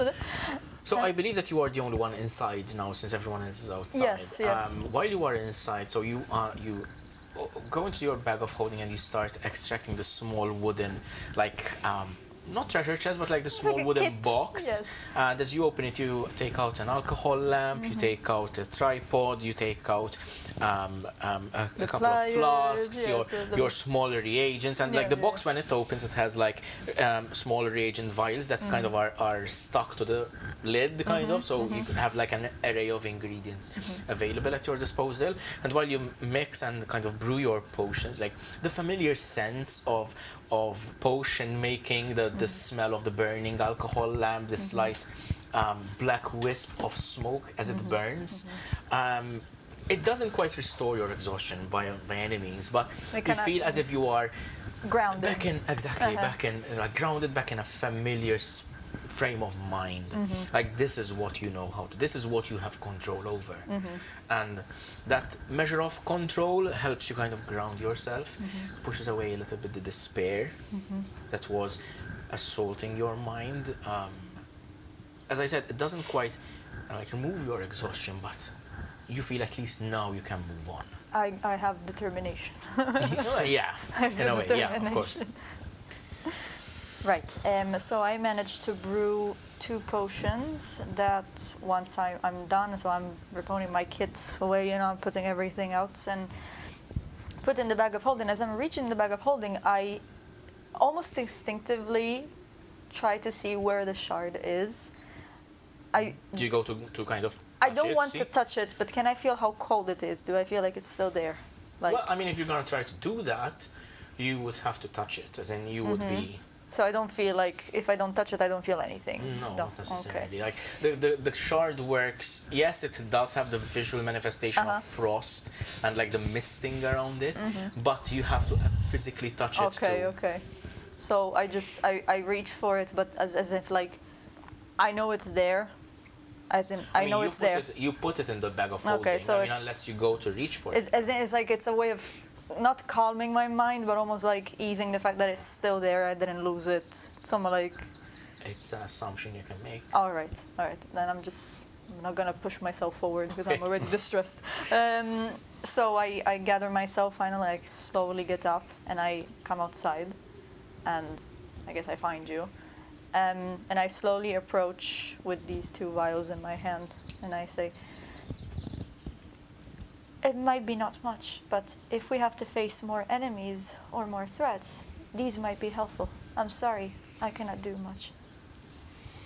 And these are 2 potions of boldness. So the drinker can roll 1d4 and add the number rolled to every attack roll or saving throw for the next nice. minute. That's amazing. Yes, So I that's- only have 2. That's bless in a vial, Yes. basically. That's It's nice. liquid gold. So I just... I think you should definitely get one. I would Yes. say that makes sense. Definitely. You are the only one with a sword. You should So I give you one? definitely do that. So sign it, and Should I go for the next one? I would say after that guiding bolt. Thank you, Lugii. thank you for your help. Fine work. You can see that I tried to recreate somewhat of a shine of stars, but it's not there. It's like, it looks like very cheap glitter. But I tried. But you can see like this potion is made... Still thematically appropriate. Yes, no, it's like it's somewhat of a very like dim gold, but if you shake it, you can see like these particles of like this metal, like almost like glitter, like, you know, kind of like scattering around, because it gives you like a big boost of determination, you know, as I'm trying to. Beautiful. Yes. Well done, Luke. I know it doesn't look. Thank you. I know it doesn't look much like your shiny form, but I tried. I can see that. Well, the gesture is appreciated. Thank you very much. Yeah, by the way, what is that thing? That thing. Yeah, that's quite a spectacle. I was not expecting it from you. Well, I believe we all have our little, not secrets, talents. What's yours? Well, I think mine is quite evident. Yes. You have assisted at the show back in Trinta. What a blessing that was. I know, darling. But yeah, I'm not. I don't have any that sort of thing. Wait, what happened in Shintai? Oh, he came to see one of my performances with my traveling troupe of friends. If I may ask, while you're still discussing this, are you on your way to Bright Grove? What are you doing? Yeah, Yes, we at start. this We point, walk Walking into to Dawn Bright is Grove. walk Okay, and talk. good, good, good, Yeah, good. yeah. Wait, you friends? Oh, People put up with you. Impressive. Listen. Yikes. I know that sounds Reyna's funny. pissed. Reyna's tired. And oh, That sounds funny and everything, but I did not grow in the forest. I do not pray to the trees. I am a very well adjusted member of society, despite my looks. I was not lucky enough to be born a simple-looking human, which I really wish, darling, I was. But nonetheless, I have made my way. I've paved my way to success. you kind of see me coming close to you, saying, "What is wrong with not looking human?" well. I believe he meant normal. Yeah. You speak, you walk, you can decide for yourself. That feels normal to me. Yeah. People in Trinta is pretty much like this. They all have armor. No, they're all judgmental. As you think of Trintar and as you mention it, you can almost hear the waves of the Coral Sea battering against the rocks beneath the capital city of the human kingdom in the southern woodlands. But then you suddenly realize you are not imagining it, you are actually hearing the ocean battering itself against cliffs. The endless ocean. Reyna, Lugii, the familiar ruins of Brightgrove come into sight once more. As the sun sets, the sea breeze, as the sun sets, you feel this certain wave of relief that washes over you. You remember the place when you last stood here. The sea breeze carries salt through the trees and through the ruins, and the light ocean wind whistles between the falling buildings. Vines cling to old stone here. The grass grows through cracked paths, roots coil over toppled walls, as though the forest has been gently holding these ruins in place. You see bushes hip high to some of you that have overgrown and almost choked the various buildings and parts. It is incredibly overgrown. Yet the place seems deserted. No movement greets you. No timberlings appear from the leaves, only the wind through Brightcurse. And then the wind stops. The leaves go still. The grass ceases its quiet swaying. From somewhere behind the ruined buildings, you hear the groan of bending wood and roots. Then another. Stone shifts. You feel the masonry being dragged. Something large moves behind the ruins, and suddenly it emerges. This large, draconic form wreathed in vines and roots and leaves, and then it lunges at you. We're going for a break. This dragon-like creature made out of roots and vines and plant crests over the buildings. I need you all to roll a dexterity saving throw, taking into account your exhaustion as it inhales and breathes forward. Oh my.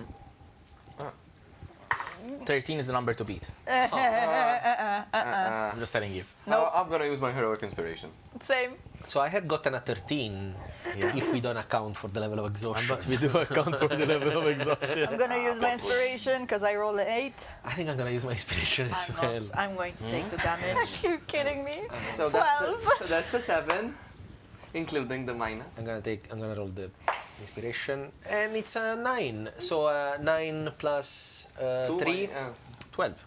-2. Minus Yeah. No. Yeah, I counted the okay. -2 already. Yeah, no. Otherwise, I passed.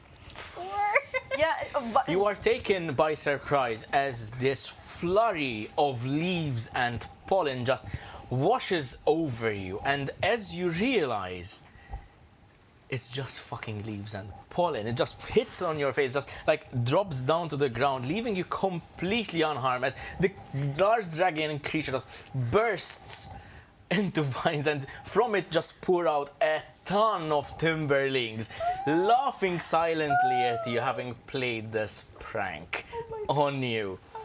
You've met the timberlings before. You have not. You see, manifesting instead of this creature, now it seems to be pouring out of it like small childlike creatures with greenish skin, with bodies of vine and roots and leaves. Instead of hair, they have crowns of leaves, jagged at some points. A couple of them have thorns as well, but they have this very youthful, like childlike appearance and mannerisms. I start sneezing, like you see, like throwing me. I feel like, As What the fuck was that? they don't vocalize, they don't make any sounds other than the rustling of leaves and vines that they're made of. Like, they don't have vocal cords. So you see them laughing, but don't hear the laughter as such. Very particular creatures, which you two have met before. As they see you, they come crowding around you. Some of them are still laughing at you, but they kind of shy away from you two. They huddle around these two. I hold their hands. I am happy to see them. Yeah, you feel this, it's practically as if touching a leaf. It feels the same way a leaf would, like this, almost like coldish, a little bit humid, kind of. Squeaky. However, then they continue to scatter, and one by one they kind of stop, and their head turns towards the inside of Brightgrove. As you see from between the foliage, another figure comes forward now. A woman, a feminine figure. Her skin made of brown bark, lichen and moss growing on her shoulders and on her head. You see deep amber eyes set in her, almost like gentle, like features, almost like with this cracked bark skin. And as she walks towards you, you recognize the tending mother. I still sneeze like.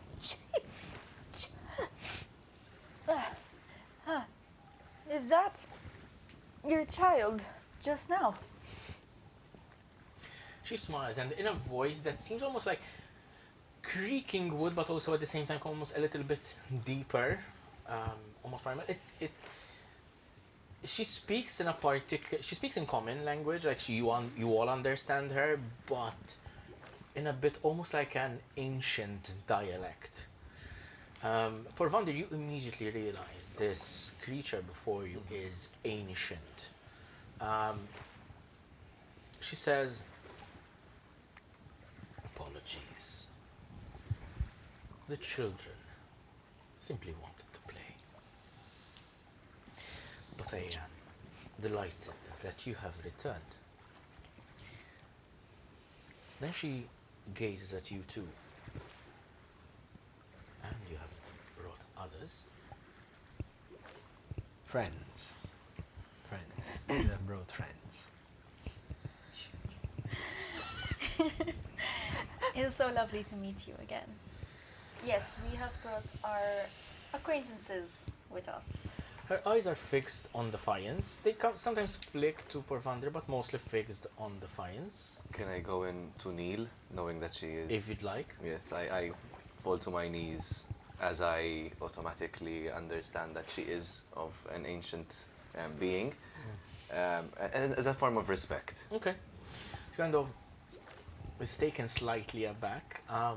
You get the feeling she's not used to dealing with other, like, whether it's like mortals, like humans or elves or whatever. You suddenly realize that Brightgrove, the fact that you are in Brightgrove is a bit of, shall we say, the stars have aligned for you to get here. It's a very far removed place. It is not somewhere you just happen to come across. It is at the very edge of the continent. And you realize now, as you look past her, the settlement of Brightgrove suddenly stops at the edge of a cliff, as if it was larger and then it fell into the ocean. In fact, a large edifice at the very far end of Brightgrove rises up, almost like this wireframe, egg-like structure, like stone, which is kind of forming like these triangular facets. Obviously, all the glass is broken and gone. But you realize from here, even from here, you can see the back half of it is sheared off. Like the building has the front half and the back part is not there anymore. And the same is with the buildings at the edge of the cliffs, whether they have fallen into the water or whether destroyed by any other, I don't know, calamity or whatever, like they are not there. And as she looks towards, she kind of lifts a hand, and vines and roots kind of rise up and they kind of lift you back up to your feet. "There is no need for such reverence, even though you all seem to be bearers of ill portents." We are not in a very good state at the moment. We encountered a lot of difficulties, but right now the most important one is the fact that we are losing life. We need help. Please. I will not use the help that we provided you with in order to save your child, but please, see us as other children that you can help now. You can see her face is moved, sorrowful, looking at you. She doesn't know what ails you, but she can understand that you are in need of help. She looks towards her timberlings. "I am very, very sad. But I will do what I can to aid you. I cannot fix what ails you, but perhaps I can stave off some of its effects. Come, we must go below." And she starts walking towards this broken edifice at the back of Brightgrove.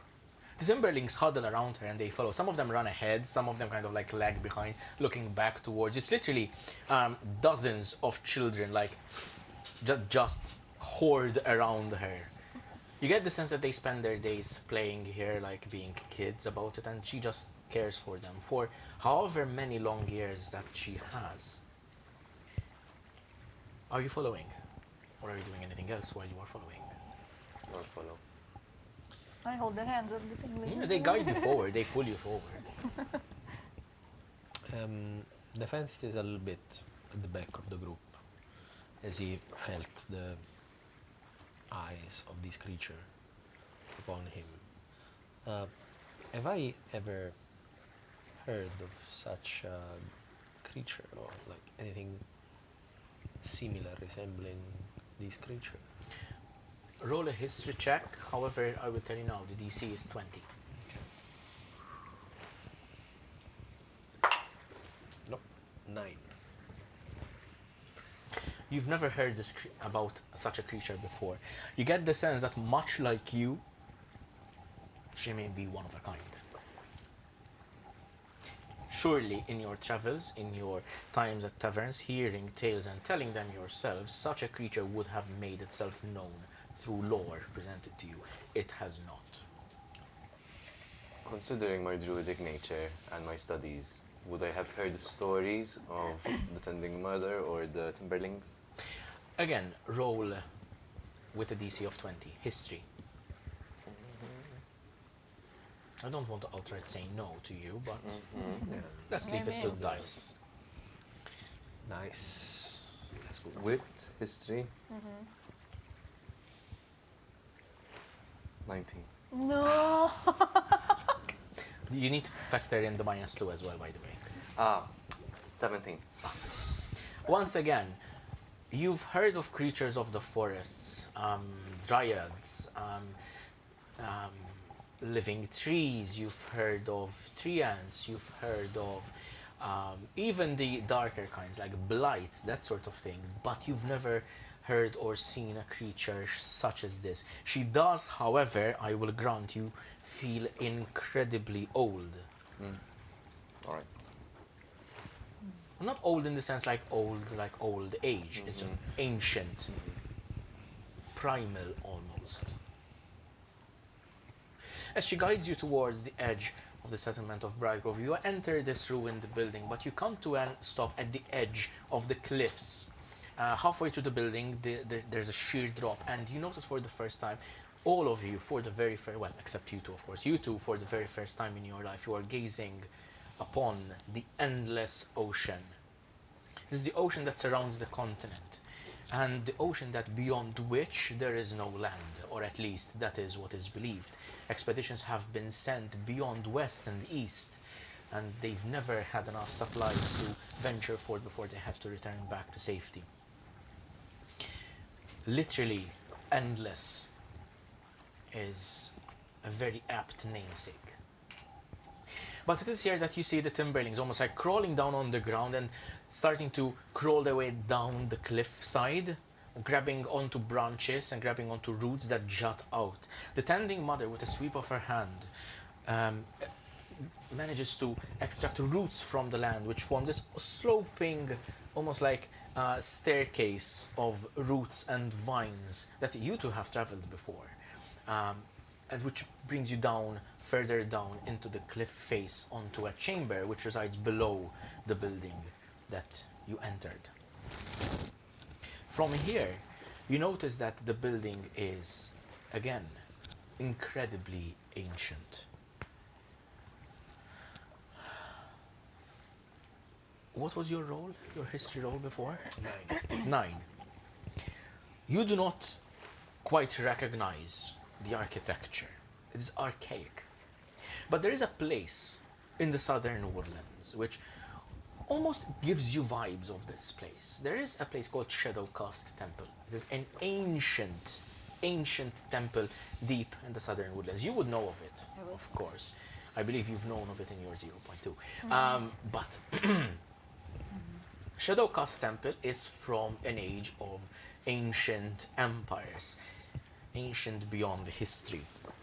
This place, as swallowed up by the forest as it is, as forgotten to time as it seems to be, as eroded by the elements over millennia as it seems to be, appears to be in a way, related to that history. You enter the chamber below, and you notice the stone tiles which make up the ground have been overrun by moss, by grass, by weeds. Roots dangle from the ceiling and from the ground. They rise up. There are vines along the walls. This has been taken up entirely by the primal magic which created Brightcurse Forest. And as you venture further in, she takes you to an inner chamber. The light is dim, enough filters out from beyond, even though it's getting darker and darker.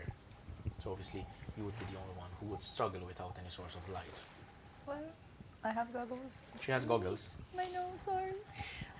But I have a lamp. So I will Yeah. take my lamp and just give it to you.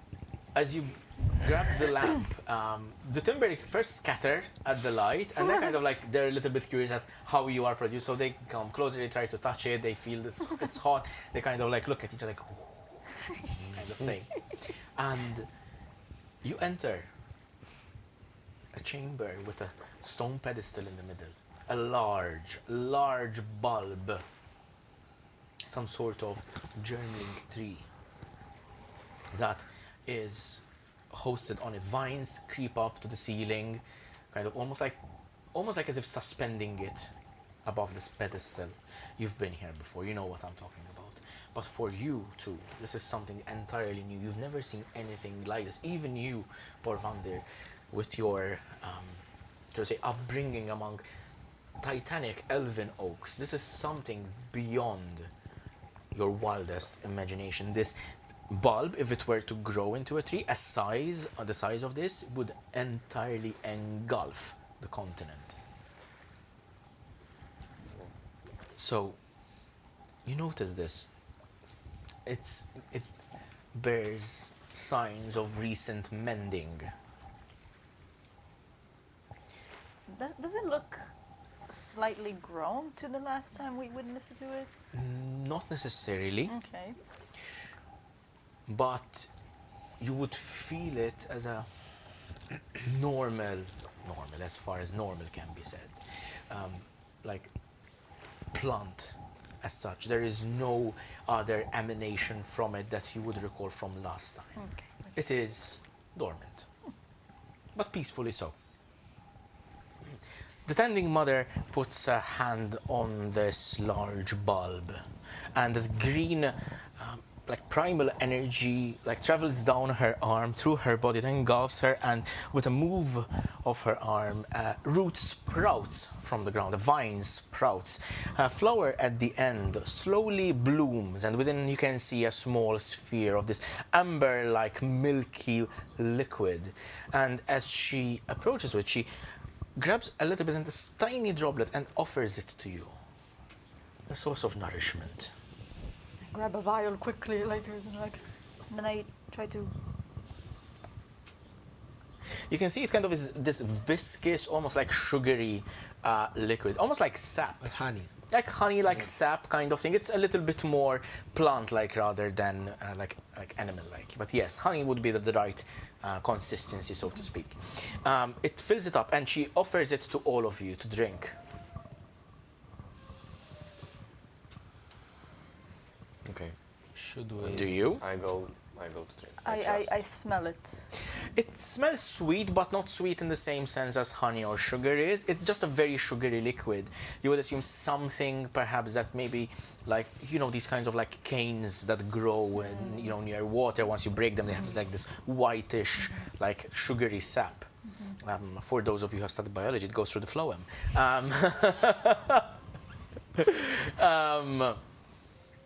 And she offers it to you, and as you drink it, if you do, I Yes, suppose yes. I look at you and I say, it smells sugary. I think this will help. As you drink it, you feel like the energy bursting through you. You feel, basically you feel re-energized. Your exhaustion washes away. You've been relivened once more. That feels good. be worse than anything that I had in the taverns of Trintar, I guess. It's sweet. Tastes. You drink it and you feel this sudden, like energy filling you up from your stomach, from your chest outwards, and you see in your face, in your friend's face, you see like the darkening eyeshadow just receding as you all regain that level of exhaustion. You remove it, Thankfully. and you will not be exhausted in the same way until the end of the next day. Nice. You can still get exhaustion if you don't take long rests and that sort of thing, or maybe anything else happens, but until the end of your next day, you will not get exhaustion this way.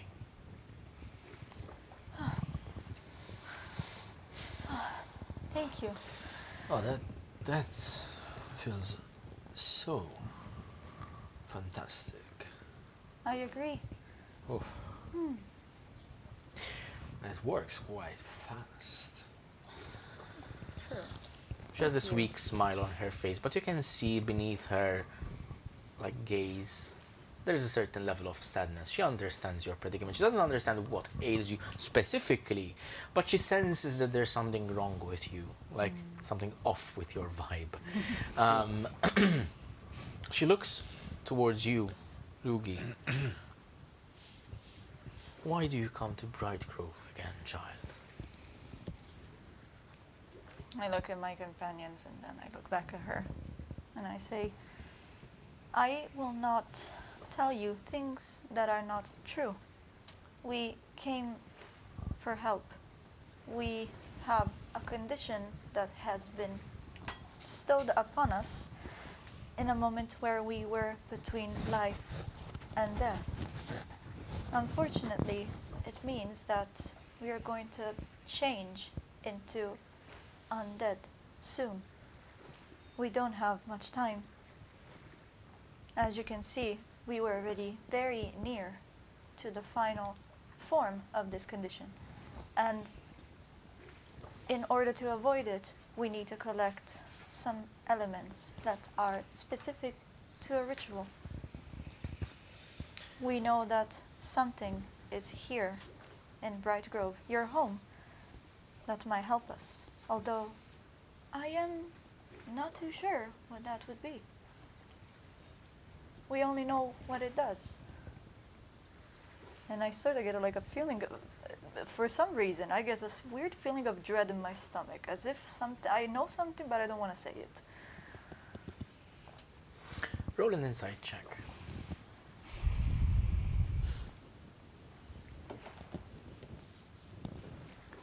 12 total. You sense that the tending mother understands your words.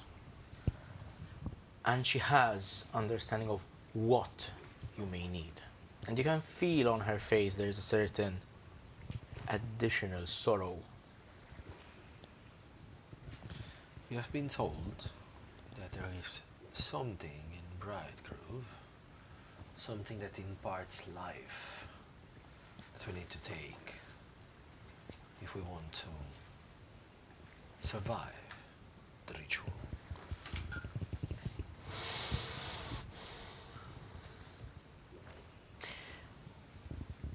I know what it is you seek, but I cannot bear to take it myself. It lies deep in the vaults.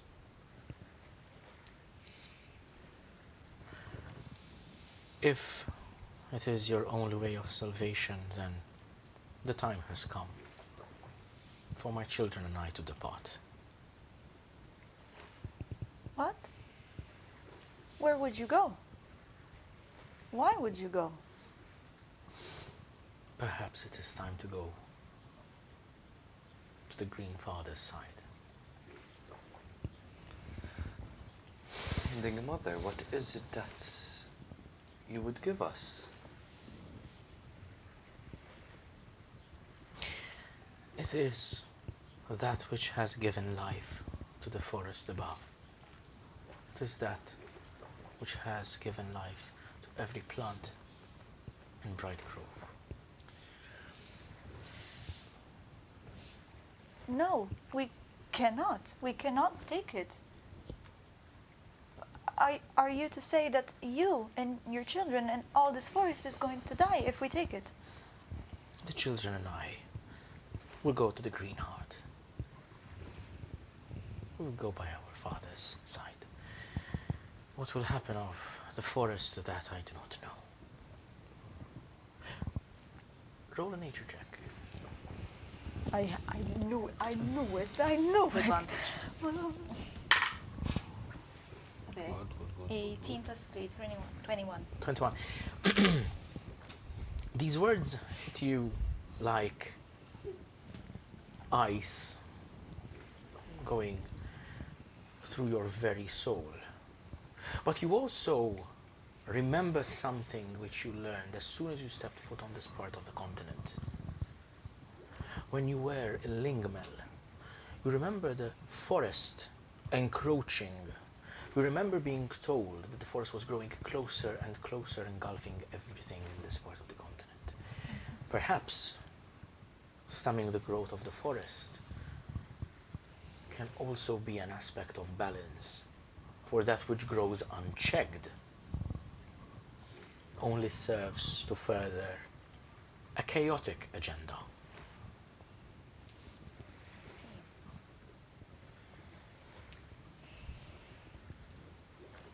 I turn to them after this realization, and I tell them the forest has been expanding quite rapidly, almost unnaturally so. It might be beneficial to all to see what there is in the vault. but we will have to say goodbye to them. They will be safe. They will be in Greenheart. How do you know that? That is where they are going. They said so themselves, to their father. Will I ever see you again? That is not for me to decide, child. But I surely hope so. And I kind of go to the Timberlings who were like, I feel like still like they were holding my hand, and I just go down and I just grab them as if I don't want to let go of them one last time. You know, it's like I'm trying to remember what they feel like. You take in this moment. For now it dawns upon you that it may very well be farewell. It does sound like a quite heavy price to pay for saving the life of 4 strangers. Is there anything more to this thing in the vaults? Is it the cause of the way Brightcurse Forest functions, or outgrows everything? The way the forest is now is not due to us. There are many things, dark things that ran through the forest which made it the way it is. Although I sense that something has shifted lately to the better. The forest simply grows. It grew for these children.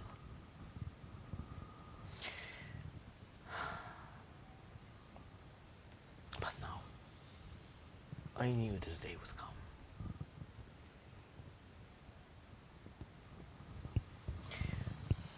Come, follow me. And she walks deeper into the complex. I stare at the seed, the bulb, one last time, and I just ask, what will happen to it? This one will return where it should be. This has no place on the relic material. What a shame. People of this realm would have witnessed such beauty. And just stare at it one last time before I follow you. The tending mother takes you inwards, but the timberlings do not follow. You walk through a series of corridors and chambers each one darker than the last. Obviously, light does not reach this deep into the complex. You stop in front of a large stone door. It is overgrown by vine and moss. It has not been opened in millennia, but carvings still are preserved on it. The tending mother approaches, and at the center of this door, she starts weaving runes of magic, bidding it to open. As she does, there is a very low rumble as the doors shift, vibrate, and slowly open apart, revealing beyond them a dark corridor, and a waft of cold air rushes out. Not cold simply like a wintry cold. It's a fresh cold. It's different than the Everglown shard. You feel a pulse. Porvander, you feel it immediately. This pulse of life that washes out through. And she turns to you and says, if you mean to take it, you must take it yourselves. For I have not the heart to remove it. And she turns away and starts walking back to the Timberlings. I look at you with a look that you can see, like, my eyes are a bit watery.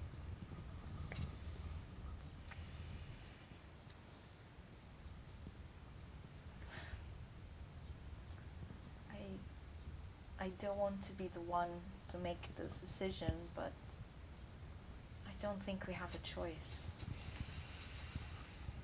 Why do we have to hurt others in order to live?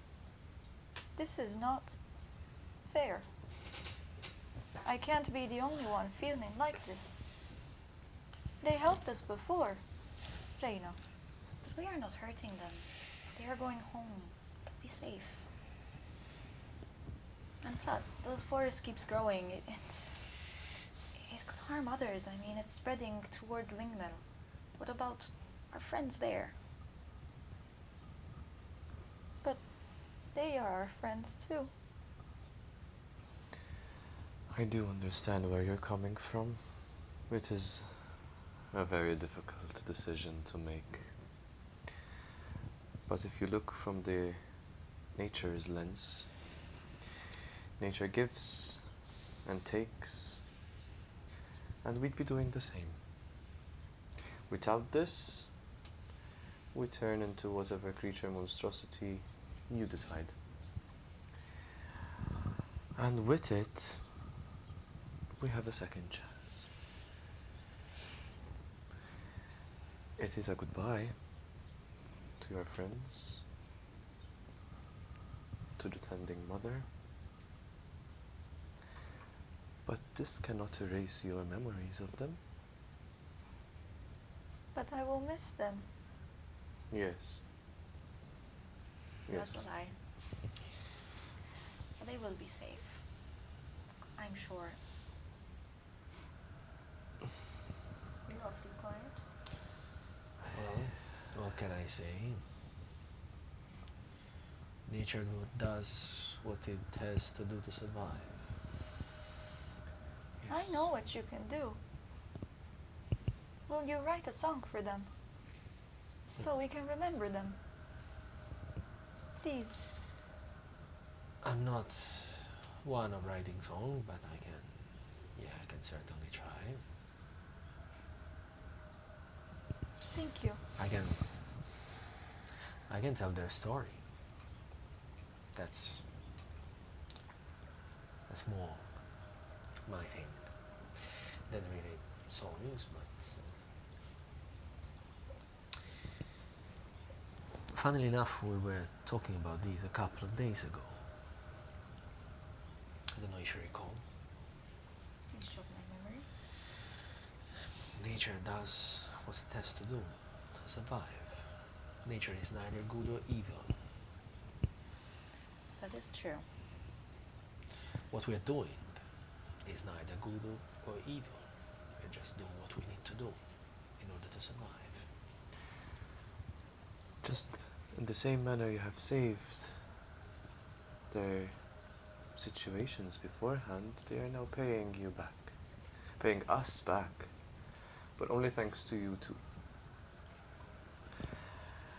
Now this is your decision, as I do not intend to quarrel amongst one's emotions.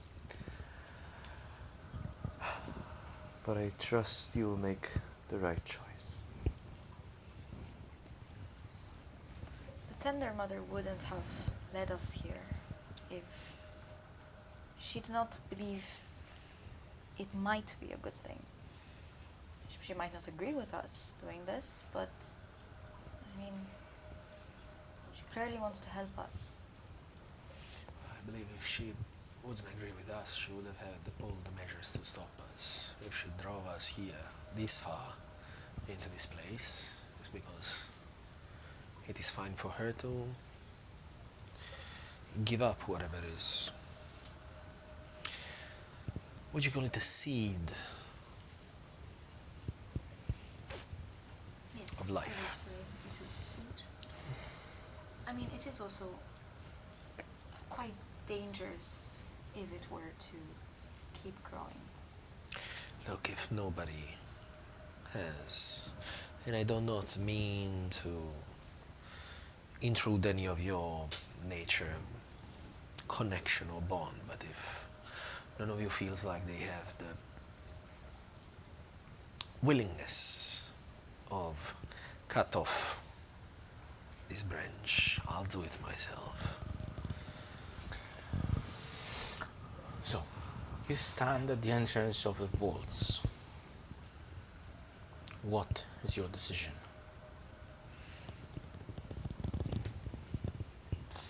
Oh, I'm so gonna regret this. Can I go next to Lugii and hold her hand? If you'd like. Kind of jolt at first, but then I just ease into it. It's okay. What do you feel like doing? What is your decision?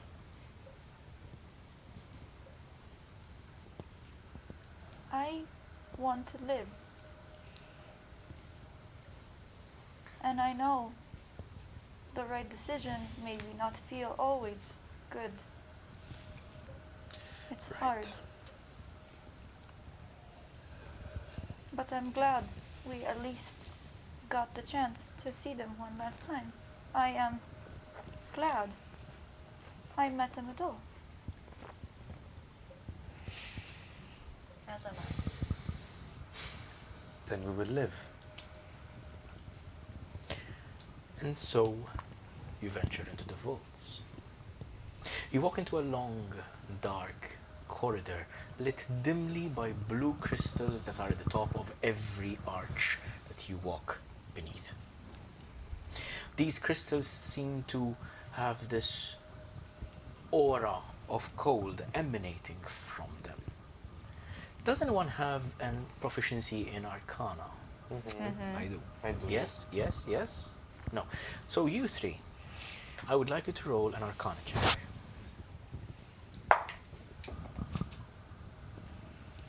24. Cool. Nice. 19. 19? 14. Okay. You still understand something, although you understand the natures and mechanics of it better. You do not know quite how. You know it is most like conjecture that you kind of make the logical connections. You understand that as you entered into the vault, these crystals seem to bring the temperature down to a level which is almost like that feels preserving. You've entered the vault not meant to house conventional treasures and gold and artifacts, but something else, something that needs to be preserved. In the distance, you hear the running of a trickle of water deep into the complex. As you continue walking in, you come across the first larger hall. This hall is lined with stone benches running from one end to the other. Dozens of benches on top of every bench there are dozens and dozens of metal boxes, small ones, one next to each other. They are inscribed with small little plaques in a language that none of you can read. But there are magical runes that still glow dimly on every box. What's inside the boxes? The boxes are sealed. They're closed. They're closed, they're sealed, but there is a rune, a magical rune on it. Can we try to inspect? Can we try and recognize the room So, somewhere? if you'd like to recognize or interact with it, roll an Arcana check. Okay. I want to interact with it. Yes. Can I See. try to remember if I've ever seen something like this? History. It's a 16. For me. 16 for me as well. Let me see if I can. 16, both of you? Yes. Oh, cool. Okay. Arcana, right? Yes. 16. Jesus.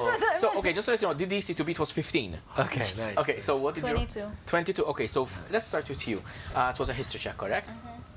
So you do not recognize anything of the sort. It's clearly something arcane and something beyond your understanding. However, it does remind you of some sort of archive. The way things are placed here in an orderly way, it seems like some sort of library where everything is labeled and everything put in its right place. As you guys check the boxes, you manage to interact with them. You manage to. Would you like to dispel the arcane runes on it? So as you dispel it, the box slowly creaks open, and you notice inside there sits rows, ordered rows of tiny seeds, one next to the other. Every box has one type of seed per box. As you notice them, the first box that you open is related to some sort of seed which you're very familiar with, a tree that grows in the southern woodlands. I believe it's called a silver ash. You notice a seed which grows on the other part of the continent, somewhere close to the Elfindom. You do not recognize any of the seeds, but you recognize that these are all different seeds. It dawns upon you that you are in a repository of seeds. A greenhouse. Not exactly, Like more a like a storage. seed bank. Storage, seed yeah, bank, a seed yeah. bank. It's like a biome In case collected everything. in each You each would box. you would understand that in case of some sort of apocalypse or calamity, these seeds could be used to reforest the land. Oh my But it God. also dawns upon you that the structure is ancient, millennia old, and the boxes remain untouched. But there is more to discover further into these vaults if you'd like to proceed inwards. How many boxes are there? Dozens upon dozens. For every single species that we could think of. That would be the Relatively, assumption. From the ones they've opened, though, would I recognize if any of them are seeds that, you no longer see anymore? You notice a couple of seeds that are foreign to you, but then again, you have not traveled the entirety of the continent either. So it could be that they belong to an area which you haven't visited before, or perhaps they could be extinct. Okay. It is not an illogical thought to have. Well, friends, I suggest we keep everything as is. It survived this long, it should survive the next couple of years. Well, my question is, as removing the seed from here, is it gonna break the protection over these? What do you mean removing the seed? Well, we will have to collect something that gives life. The moment that we remove whatever we're gonna collect here, Everything will die. is the blessing of life that it gives gonna stop working on this place?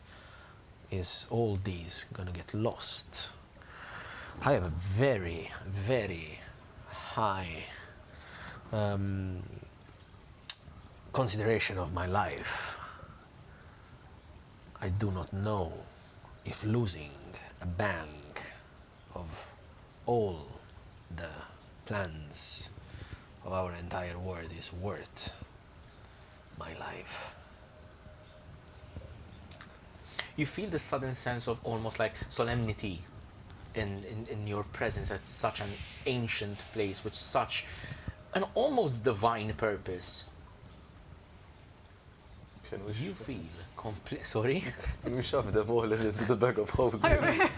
That's what I was thinking. I was literally thinking to pick one from each and taking it with us. If it was a bag of colding, I mean, Guys, It's I don't have a freezer. close enough. I don't suggest we touch any of these. It is part of the responsibility we are bearing. We don't know what the effects will be of removing whatever it is that their mother wants us, well, Correct. that wants us to remove. And But even if so, she Well, is she the doesn't one. want us, she's letting us. It is different. yes, that is true. She wanted to, she would have removed it herself. Or She's just mentioned. letting us remove it. I believe this adds to the emotional responsibility we are bearing right now, whereas should we not have opened any of the boxes, we would not have found out about these seeds. They could very well be the last or extinct seeds. But, well, Do you proceed further? Yes. Do you close the boxes after you? Yeah. yes. You close the boxes, you retrace the runes. The runes come back to life with your, arcane knowledge. You manage to seal them as if they are untouched. And you proceed further into the vaults until at the end of this corridor you notice to the side there is a slight ember glow. As you approach, it seems to be some sort of sunlight. You come across what seems to be an overgrown chamber. There are gems dangling from the ceiling, from chains, and they seem to cast this dim sunlight from it. Vines creep on the walls, but amongst the vines you notice scribings on the wall. You notice crude depictions of what seem to be humanoid creatures, like bipedal creatures. Very much childlike scribbles. I would like one of you to roll a history check. Or rather, investigation. Investigation, I have a proficiency. I'm out. Can I assist her investigation to give her advantage? Sure. You can either roll advantage or you can Roll, Both roll with advantage. advantage. So I move closer to these inscriptions, like I try to touch them and analyze them. Come on. 13, 14 plus 19 total. As you approach these and you part the vines, you notice there are scribblings along all the wall at low levels in the stone. They have been scribbled in. No, sorry, dirty 20 because it was 6. It was Even 14. better. Okay, fine. Even better. You see these different scenes being have been scratched into the walls. It seems that this room may have been a nursery of some sort. There are stone implements that resemble some sort of toys that have been fashioned, have been left lying, gathering dust, overgrown by vines and moss. But as your eyes trace the room, you notice something different, something that juts out. Half buried in vines and dust, there is a small orb-like purple crystal. Light purple, unlike the thing that you are thinking of right now. I see it, as in I see it clearly. You see my hand like tracing these like carvings, and then it's just as I'm moving, I see, and I just with my finger I direct you to look at the orb. What is that? Roll a history check, because you might actually know what it is. I might remember being told about it. 18 plus 4. Ooh, nice. You remember studying in your, shall we say, mentor's workshop about various kinds of arcane crystals that are used to power constructs or used for various effects in the, shall we say, artificing world. one kind of crystal that has been described to you is a memory crystal, something that used to be used in ages past. The technology is lost.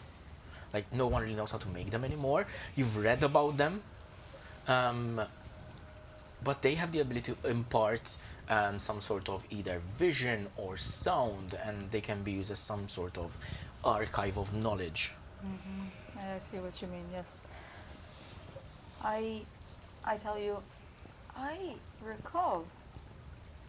May I just say that this is something which is, shall we say, an artificer's wet dream. Yes, So come across something like this. Yes, in fact, you can see like a gleam in my eyes. Like, I read about these, and you can see like I'm kind of like excited, and I go to pick it up, but then I kind of like go like low to it, and I'm telling you still, this is one of the memory crystals. These can actually keep visions or sounds or words from the past. It might be something connected to this place. This used to be a place for children. I pick it up. The second your hand closes around it, there is this Explosion. fireball. Finally, the sweet release of death. No more responsibility. This loud voice springs to life from the crystal, and you can all hear this. This is the voice of a female person, Chief Botanist Madragda, second light of Embryon, 23rd sun cycle of Emperor Valzarion. The land has given out. I do not know what happened to the other half of Bright Grove. I dismissed my peers this morning and made them to travel inwards towards Panagadia to bring word of what happened, but I remained behind. It is my duty and responsibility to care for them. The timberlings remain enclosed. They must be freed. The purpose of their creation must remain unfulfilled. There will be no crops to tend or grow, not after this calamity. They should not spend the remainder of the days closed in the dark. You hear this audible click and within the memory, and the sound of heavy stone shifting as your eyes are drawn to the entrance of this chamber. You see stone slabs, which probably serves as doors. Run, children. Go into the sun and be free. So you hear this rush of leaves, quick, and many of them, as the voice trails for a moment. My final task is to secure the Opranium. The seedling must be safeguarded lest it fall into ill hands. I do not expect to return to this facility. Panagadia sent words to abandon this facility days ago. Oh, Eros. Oh, divine firmament, why did I not listen? There is several moments of silence. Chief Botanist Madragda Avel signing off.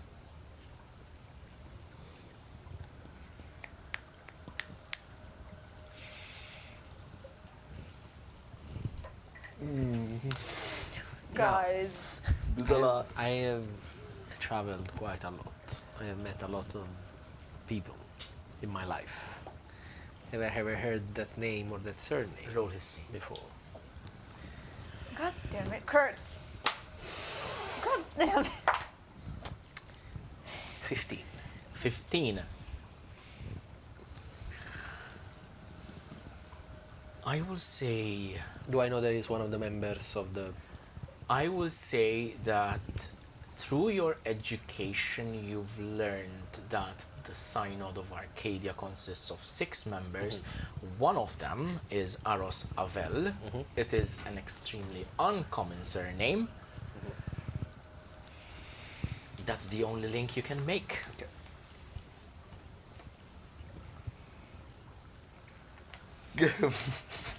Fuck me, I can't guys. write fast enough. Fuck me, guys. Should I ask the same question? You can proceed inwards. Oh, okay. I think we should take this thing with us. The surname of this lady is quite unusual. And I happen to know... to know is a big word.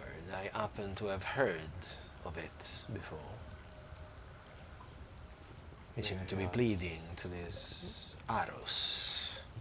Well, Aros Avel is one of the members of the very elitist council that governs over Arcadia. That is correct. And how do you know this information? I'm a very studied person.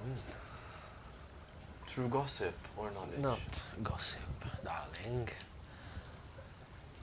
I've studied many years to get where I am today. I will take this with me. I would like to try and recreate something like this, but you are right. This is useful information. The Timberlings are man-made. I didn't know humans could do such things.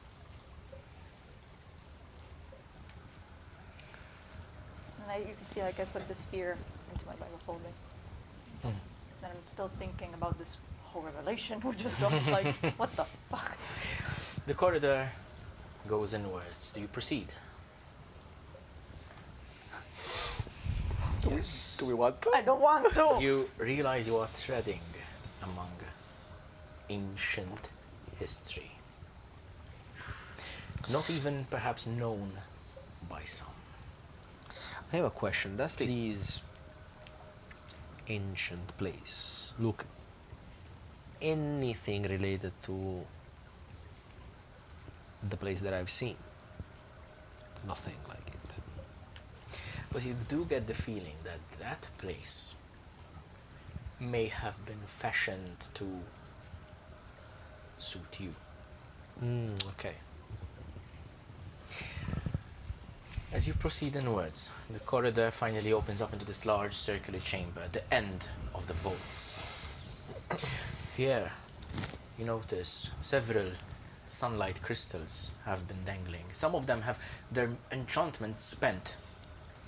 You wonder how long these have been here. Hundreds of years? Thousands of years? Even before what you call current history? At the center of this circular chamber is a stone pedestal which rises up. And upon it, suspended in mid-air, is this small fist-like ceiling, almost like resembling closer to a heart, but kind of like rounded at the top, with a slight dimple in the middle. You all know that this is what you seek, but next to it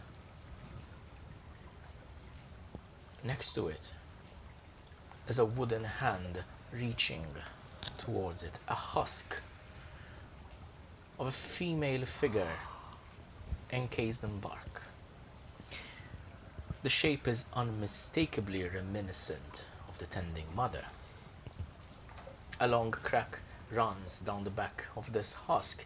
Whatever once lived within it emerged long ago. Oh my god. It's her. The scientist in the It's Madragda. Shit. No. what the I'm gonna need trauma, honey. You asked for trauma. Yes, I did ask for Yeah, emotional just- damage. Madonna mia. Do I make this connection? Yes, you do. Okay. It is. At this point, I believe it would be evident to all of you, given your circumstances and the information that you've come across. It's not a very stretch of leap of the imagination to do so. Would you like to, well, shall we say, enter the chamber and attempt to take the seedling? Yes. You do? Very well. I stay on the door because I'm still processing this information. Who is in the chamber? I enter the chamber. I'm behind him. Okay. I really am reluctant, but then I see these two walk in and I'm like, Is that gonna make help? The second you step into the chamber, there's this pulse of primal energy that radiates from the seedling. I need you three to roll a Constitution saving throw. Let's go. Constitution. Wait, no. Not great. Okay. 21. Good. 8. Wait, this is Constitution. Constitution. 11. This wave of warmth like floods over you. This wave of primal life energy washes over you. You withstand it. You two are pushed back as you slip and fall prone on your fronts. Kind of, you catch a little bit. You don't take any damage, but kind of you slip as you are pushed back by this pulse of energy. I need you to roll a wisdom saving throw now. Oh, okay. That's your favorite one. Yes. You're pretty good at it. Saving throws. DC to beat is 14. It should be fine. 12 plus 18. It's fine. Your hand closes around this seedling. For one impossible moment, you feel it all, the roots breaking into stone. You notice now above you there are roots from trees dangling down into this chamber. You feel the entirety of Brightcurse Forest emanating and starting from Bright Grove, radiating out towards Albavol, towards Lingmel, south towards the plains of Aramok. You feel the roots of all the plants in the continent touching one another. You feel the elven oaks in the Elfindom and the southern woodlands. And as you remove it, you feel it. It is not gentle, it is not cruel, it's just creation. I don't want to kill them. But the seedling does not belong here. Okay. Whatever Arcana botanists brought it here, it does not belong to this plane. Life will grow regardless.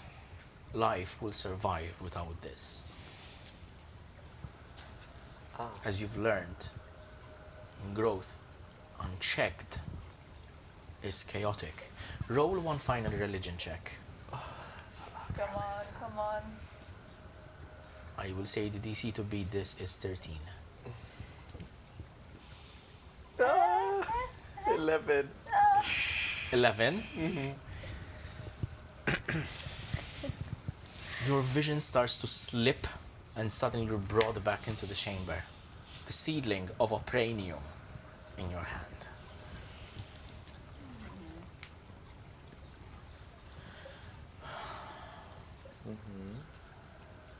You feel pure life emanating from it. Something unlike you've ever felt before. Then you hear in your mind the tending mother speaking to you through this connection that she has. And now I know it is time. We must depart for the green heart to be at our father's side. May fortune smile upon you, and may life find its way back to you. And that's where we'll leave tonight. Stop it! Oh my god. I kind of knew this was coming. It was in their 0.2, so in their 0.2 I would they have were loved right. that Yeah. 0.2. Oh, it that was was so cute. cute. They were cute. It was I very imagine cute. little noodles of vines. Kind of like the Timberlings. I don't have an image of the Timberlings. But We want yeah. we want the Timberlings. We won the Timberlings. maybe next sketch. But Make a yeah. plushie. Hey, it could very well be the case.